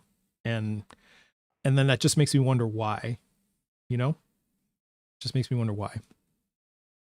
So, all right. So I think I have time for one more, and we do have a guest in the queue. So, so let's see who this guest is. I think it's Aoun Batouche. Yeah, Is that how we say it? It's Owen. Owen. Okay. Yeah. How you doing, sir? Doing well. Hey, I just want to make sure, for TikTok purposes, what's your age? And then we just need to know your pronouns that you go I'm by. 18. I'm 18 and I'm he, him. Okay. And Owen, which God do you believe in? The God of the Bible, the Torah, or the Quran? Oh, well, actually, I'm an what's it called? I'm an agnostic. Oh, okay. You got a question? Yeah. Or two? I have a question. I have a question or two. All right. All right. Well, you timed it right because there's nobody else in the queue, so you timed it just right. Yeah. What you got? Perfect. Yeah.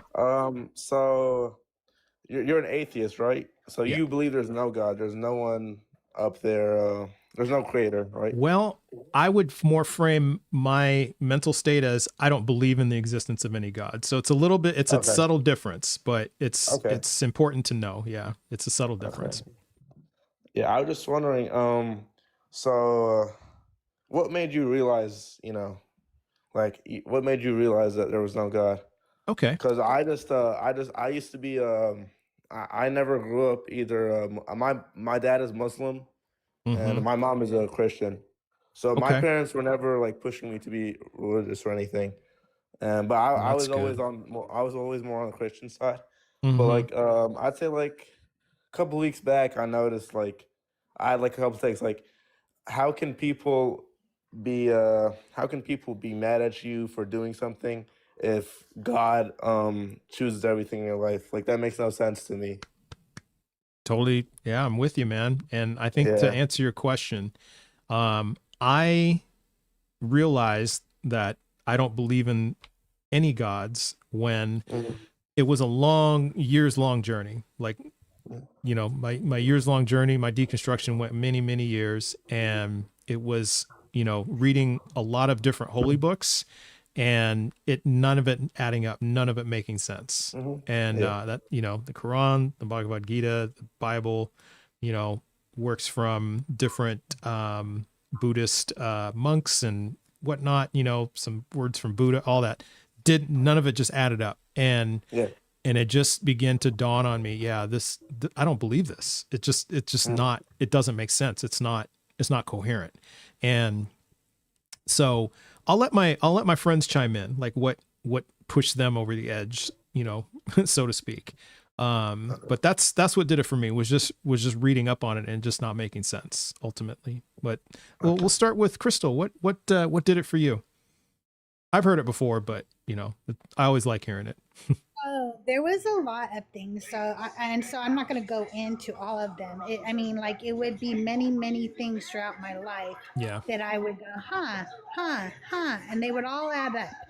But then one day I thought, what makes this God different than I'm sorry, you hear the TV in the background. What makes this God different than any other God that I don't believe in, that I think is mythology, like Zeus and Thor and any other one that I think is mythology? And I thought, I just keep talking to this one because I've been told to. I've been told you just have to have faith, just believe, and I just keep doing it. But what if I just stop? What will change about my life? I've been told that calamity will happen, like my life would turn to shit because I had blessings, because I was highly favored with God, And so then I stopped. And you know what I found out? Nothing changed, except I realized that when somebody needed help, instead of sending thoughts and prayers, I had to get up off my ass and do something. And when I did do the something, things got done and people got helped. But when I was a Christian, I sent thoughts and prayers and people went hungry and things didn't get done. Yeah. And that was what I learned. Yeah. Oh yeah. Could I say one more thing? Or Yeah, ask absolutely. one more question? Yeah. So the only reason I'm agnostic is I know there's the debate that like how like people say like if there's no God who created the universe, and then other people debate like then if there is a God who created God. My only thing is like, how could our world be so perfect, if you know what I mean? Like there's so much stuff in the world that people create, and the human mind is so developed, and there's so much. Wait, my bad. Like my English is my second language, so No, I'm you're trying doing to. great, man. Bro, you're doing great. Don't worry. You're fine, man. What if you think of it like this, right? The universe has had billions, hundreds of billions of years to form, right? Yeah. So, it has plenty of time for chemicals to just combine and then end up in the universe that we're in. And the thing that you'll learn is that the universe really isn't that forgiving. There on Earth alone, there have been a bunch of mass extinction events because a chemical mixture happened and the life forms on Earth, it just wasn't beneficial for them, and it literally unalived all of them, right? We're literally a sun expansion away from being obliterated. So it's not that the universe is fine-tuned for life. It's just that we're alive at this time.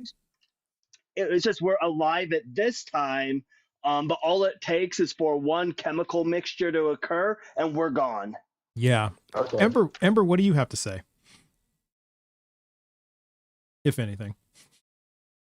Sorry. The previous guest is in chat, so I've been kind of focusing on. Oh, okay. Yeah, no worries. I was just giving everyone a chance to respond, but yeah, you're fine. But yeah, say something. I appreciate absolutely. that. Yeah, jump in. Yeah, jump in.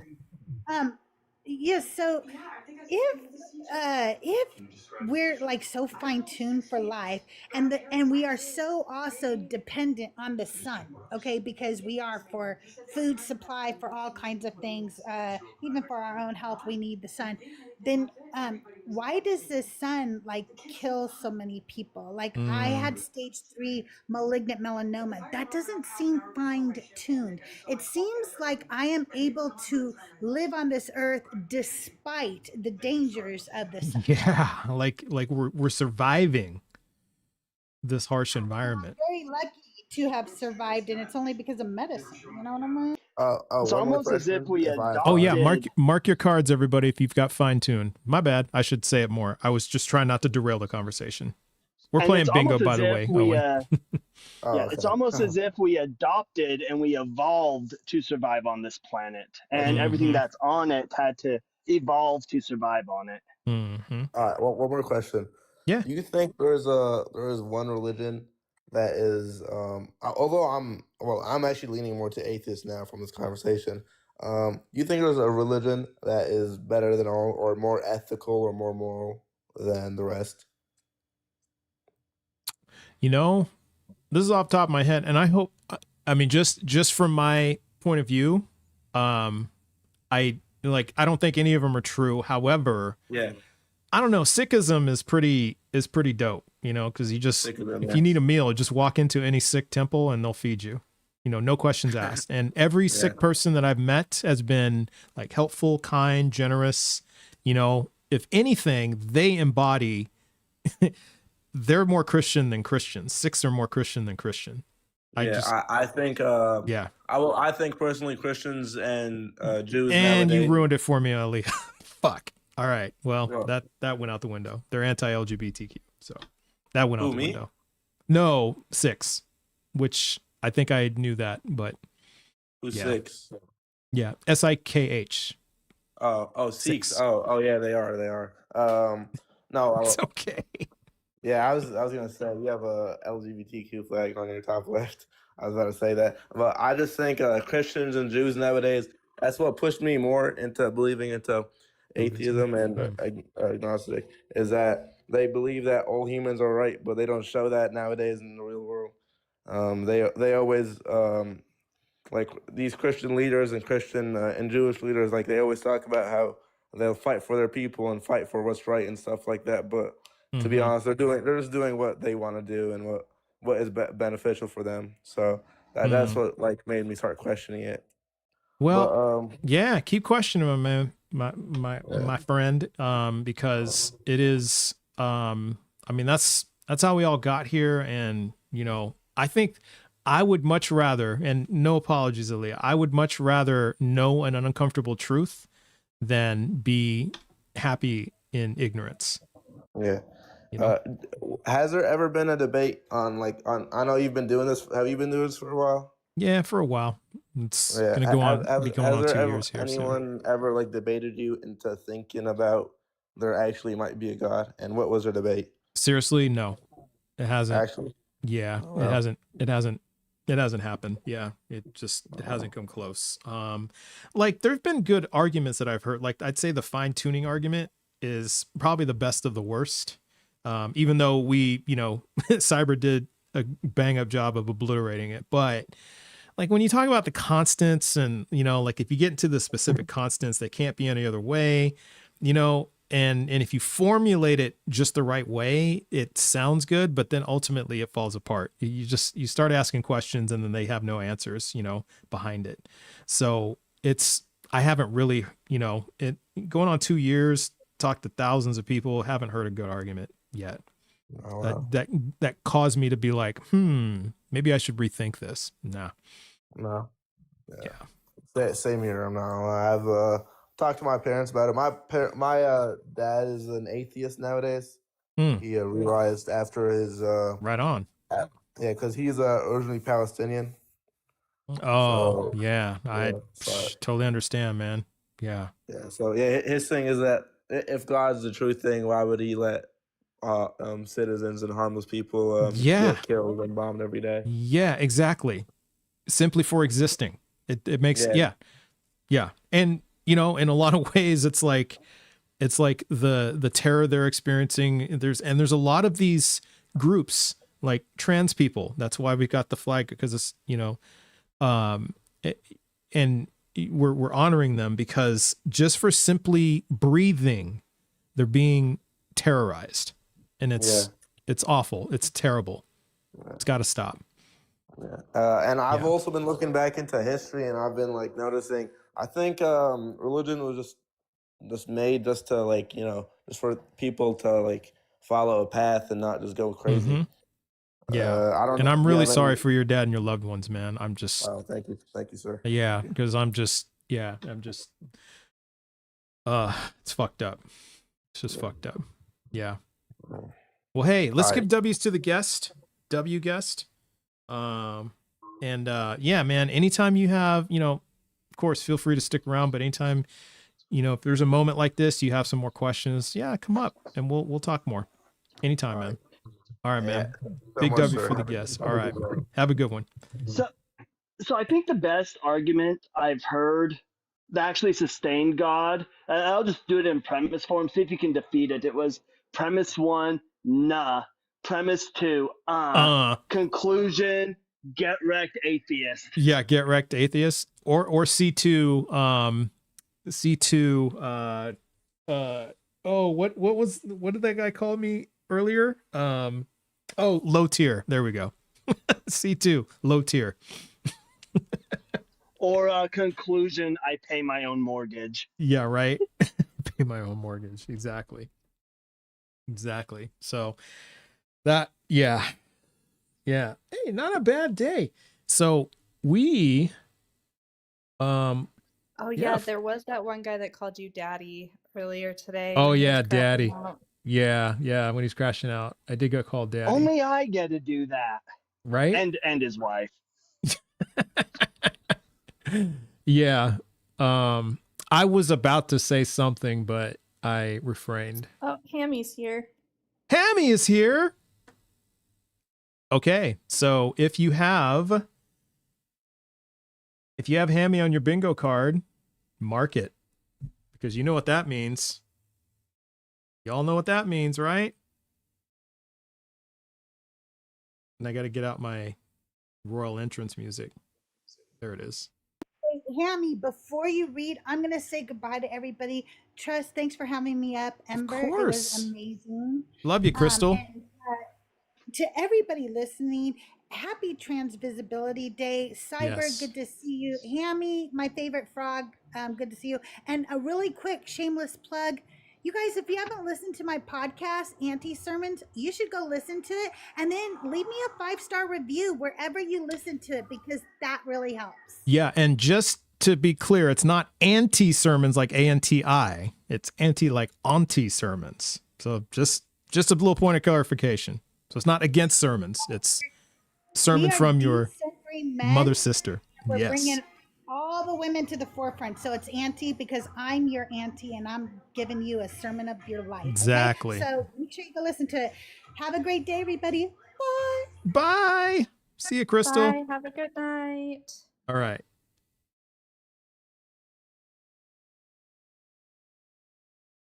I'm surprised I haven't gotten like trademarked by YouTube for this.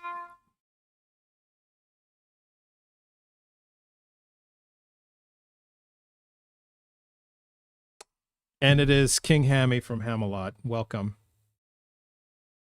Good evening, my royal subjects of Hamelot.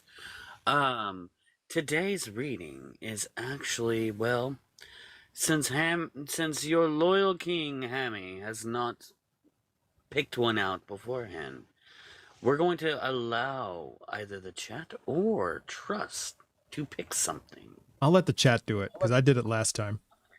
You did do it last time, so I did. I picked last time, so chat. We can. So is this what we get to expect from the king? I'm kidding.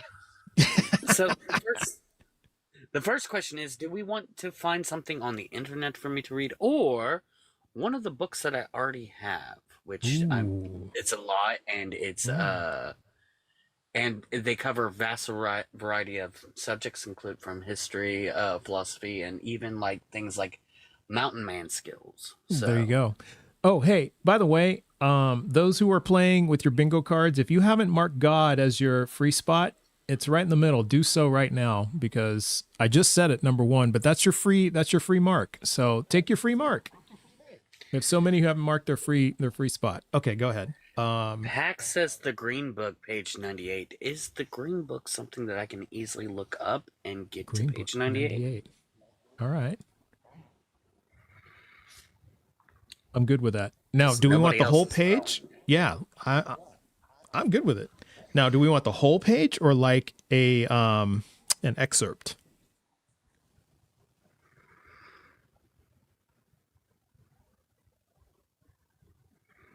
Green Book, page 98. Might be on Google Books.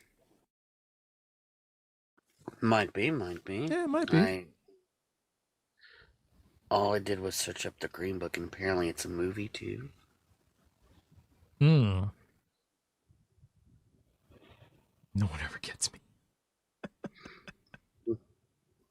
Oh, no. Oh. Pax meant any green book that you have.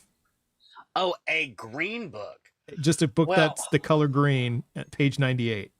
That is about as random as it can get. That is awesome. That is. The one Green Book that I do have is Inheritance. And forgive us, Pax. Yeah. It's not you, it's us. It is us. But it's Inheritance. It's part of the inheritance cycle. Aragon, Eldest, Brissinger, and Inheritance. Yes, we did say I'll pray for you, Christina the Godless. So you can mark that one. So 98. Page 98. We're getting close. Oh, and it's already a page that let's see, 98. Oh, this is a very short page, by the way. So great job there, Pax. I'm gonna have to start at the first sentence because it starts with an unfinished sentence. Well, I mean, I could go backwards and read from the beginning of that sentence. Yeah. Go to like 97 and yeah. All right. So the men below her ducked and cringed, and horses bolted as she unfurled her huge wings and flapped, driving herself away from the hard, unfriendly ground, up into the smooth expanse of the sky. Aragon closed his eyes and tilted his face up, glad to finally be leaving Bellatona. After spending a week in the city with nothing to do but eat and rest, for so Nazuada had insisted, he was eager to resume the journey towards Urabane. When Saphira leveled off hundreds of feet above the peaks and towers of the city, he said, "Will Gladir recover, do you think? He will never be as he was." "No, but I hope that he will find a way to overcome his grief. I need his help, Saphira. There are so many things I still don't know. Without him, I have no one else to ask." She was silent for a while, the only sound that of her wings. "We cannot hurry him," she said. "He has been hurt in the worst way a dragon or rider can be.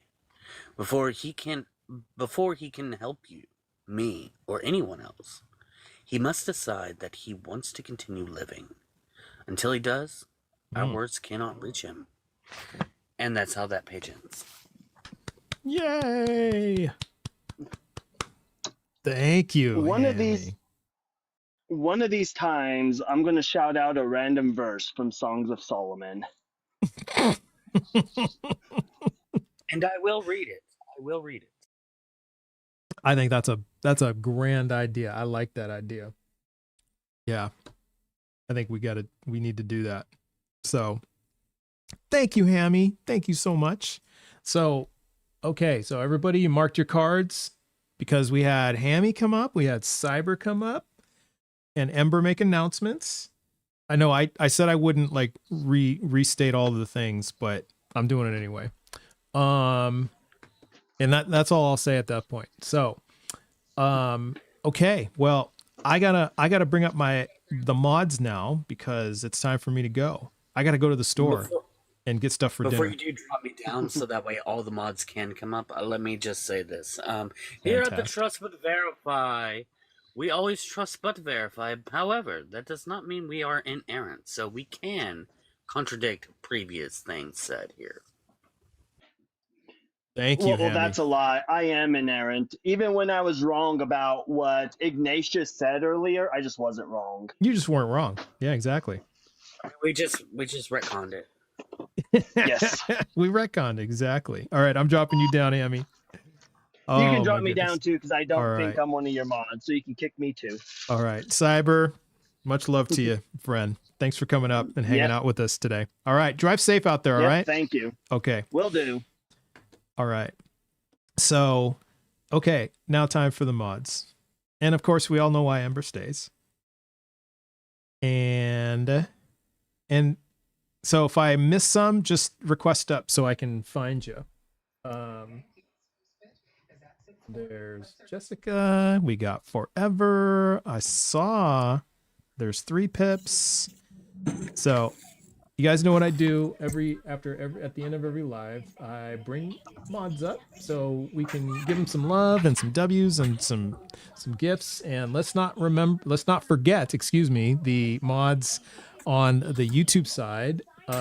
Pseudo V Science, Rainbow Ash, thank you so much. And yes, you're gonna save your boards. So hopefully they don't reset, but at the very least the marks will still be there. So I don't know why the boards moved around between yesterday and today, but your marks will be preserved. So it just must be a glitch with the website or something. But we're gonna continue playing tomorrow. So there's some people that made some good progress, like Christina the Godless, man. You marked quite a few. So we got some folks who are making some good progress on their boards. So there is a early kick pull coupon at stake.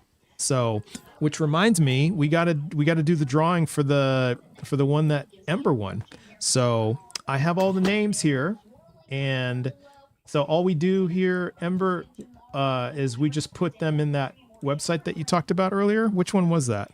Again, do you remember? Let me see. Wheelofnames.com. Wheelofnames.com. Hopefully I don't have to enter them in one at a time, because that would really suck. I think you can just Like copy paste to stack. Yeah. and Oh, yes, we can. Okay, we Yeah. can. All right. Yes, we can. Okay. So we shuffle, and let's see if I can make this appear. Let's see if I can. Oh yeah, look at that. I can. All right. I'm just going to make it take up the whole screen so y'all can see it. So give me just a second. I'll make this a little bigger. All right, everybody can see it. Yeah. All right. So as you see, I put a bunch of names in there, and we're going to shuffle. All right, here we go. Here's the spin. There we go. Oh, it makes a little noise on my end too. And the winner, Moz Z. There it is. Moz Z is today's winner. So congratulations. Okay, if they are not here to claim it, though, they need Oh, to be here to claim it. yeah, that's true. He must be present to win. That is one of the rules. Is Moz here? Okay, well, we spin again, and we take Moz's name out, and we spin again. So that's what we'll do. All right. Yeah, I think that's fair. Must be present to win. That's fair. Okay, we'll spin again. Let's see who wins. It's Ammon Ra? Is Ammon Ra here? Oh, so the demon says hiss. They all Ammon Ra? dipped. Not here? Y'all dipped. Oh, okay. Ammon Ra. All right. I think there's a button to remove, so you know. Oh, is there? Before you go down there. Yeah. Not now, but before, if it happens again, you can click it. Okay. Well, oh, there's Ammon Ra. Okay, I see. Oh yeah, there was a remove button. Yeah, okay, I know what you're talking about. Okay.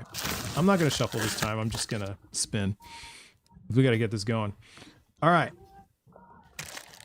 And Ace? Is Ace here? Our resident researcher. Ace! Is Ace here? Ace. No ace. Okay. Oh, man. All right. We spin again. We continue on until we find somebody who's here who can take the prize. Hammy? Is Hammy here? Still here? Wait, is Hammy still here? Is Hammy still here? Or did Hammy dip? Hammy? Is Hammy here? I'm looking through the list. I don't see him. Hammy has left. He just left. Oh my goodness. That is wild. Okay, don't leave yet, everybody, because we're doing the drawing. So you can still win a kick pole coup or early kick pole coupon. All right.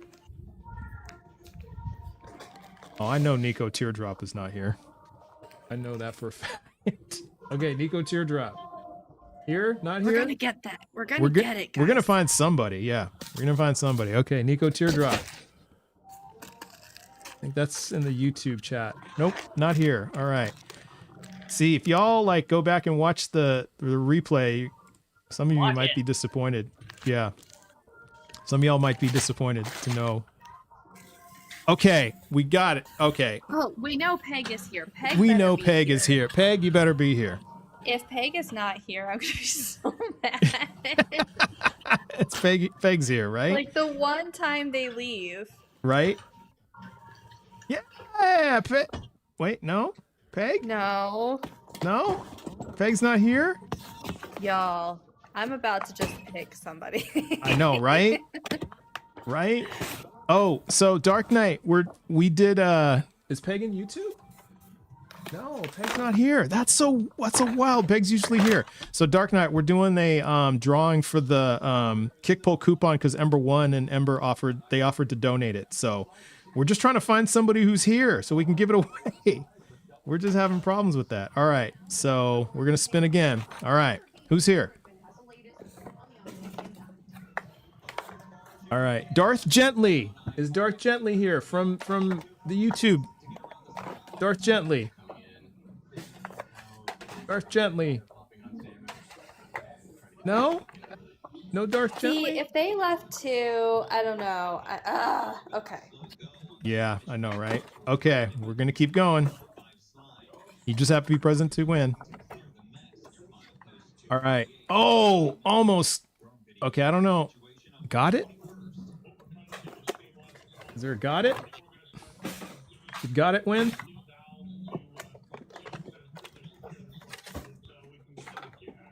Oh, wait. Wait, where is Darth? Oh, Darth Gently is here. Okay, Darth Gently won. Yay, all right. Darth Gently. Yay, Darth Gently. Okay, Darth Gently. All right. Okay, Darth Gently just needed a minute to come run to the front. That's all. Okay, we got a winner. So Darth Gently. I'm gonna hang on to this Wheel of Names thing. That's pretty cool. I'm gonna do that for some other shit. I'm gonna think of some other cool shit we can use Wheel of Names for. But okay, yay, Darth Gently, yay! So Darth Gently, you are the proud owner of an early kick pole coupon with no expiration. You can use it at any time. So it is now yours. Yay, Darth Gently! Congratulations! All right. So that was very fun. So.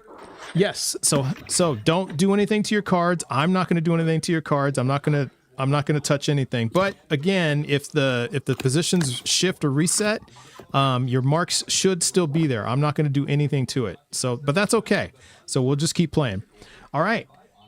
These are the mods. How awesome are they? So the whole gang's here. This is awesome. So. And a $1.99 super chat from Resist Oppression. Praise Darth deserves it this day. Yes, absolutely, Resist Oppression. And thank you for the super chat. Appreciate you. All right. Last thing. Who can we raid today? Now, I did promise does anyone know who Mini Quan is? Because I did say next time Mini Quan is on a live, I would raid them. I know her. Is she on? I do, but I don't think she's on right now. Okay, all right. So not Mini Quan. All right. Who else is there? I'm on my alt, so I can't see anybody who's on. Constant Ponder, who is usually up with all of those people, is live. There's also Mama Bash, Mama Resurrected Bash. Skeptic. Be Easy. Yeah, I don't know who else. You guys feeling spicy? Because either Mama Bash or Be Easy, that'll be a little spicy, right? I don't know. Last time you said that it wasn't spicy. Oh yeah, really? Yeah, You know she what? was doing like White Girl Wednesday or something like that. Oh, that was Ariel. Yeah. That was Ariel. Yeah, that's true. Yeah. Hey, that was just luck of the draw. That was I didn't know they did White Girl Wednesday. I had no idea. All right. How about we do Mama Bash? Let's do Mama Bash. That's Pinkbeard's mom, too. So let's do Mama Bash. All right. So everybody just type Mama Bash in your search bar and we'll go raid them. TBV raid. So guys, this has been fun. I really like the bingo. So I can't wait to give another kick pull coupon away. So anyway, guys, it's been great. Thank you so much for hanging out with me today. Yeah, we do have a shortage of guests, but it'll turn around. Like I had like 9 people waiting at one point. So yes, thank you, Christina. That was a great idea. I appreciate that. Although I did see templates for like DZ debates and some other creators. So, but still, you did give me the idea. So absolutely. And Kaizak, thank you. All right, everybody, enjoy the rest of your day. Enjoy the rest of your Tuesday. It's Taco Tuesday. So if you have tacos, I hope you enjoy them. And I'll see you guys tomorrow. All right. Take care. Bye. Bye. Bye. See ya. See you in Mama Bash's.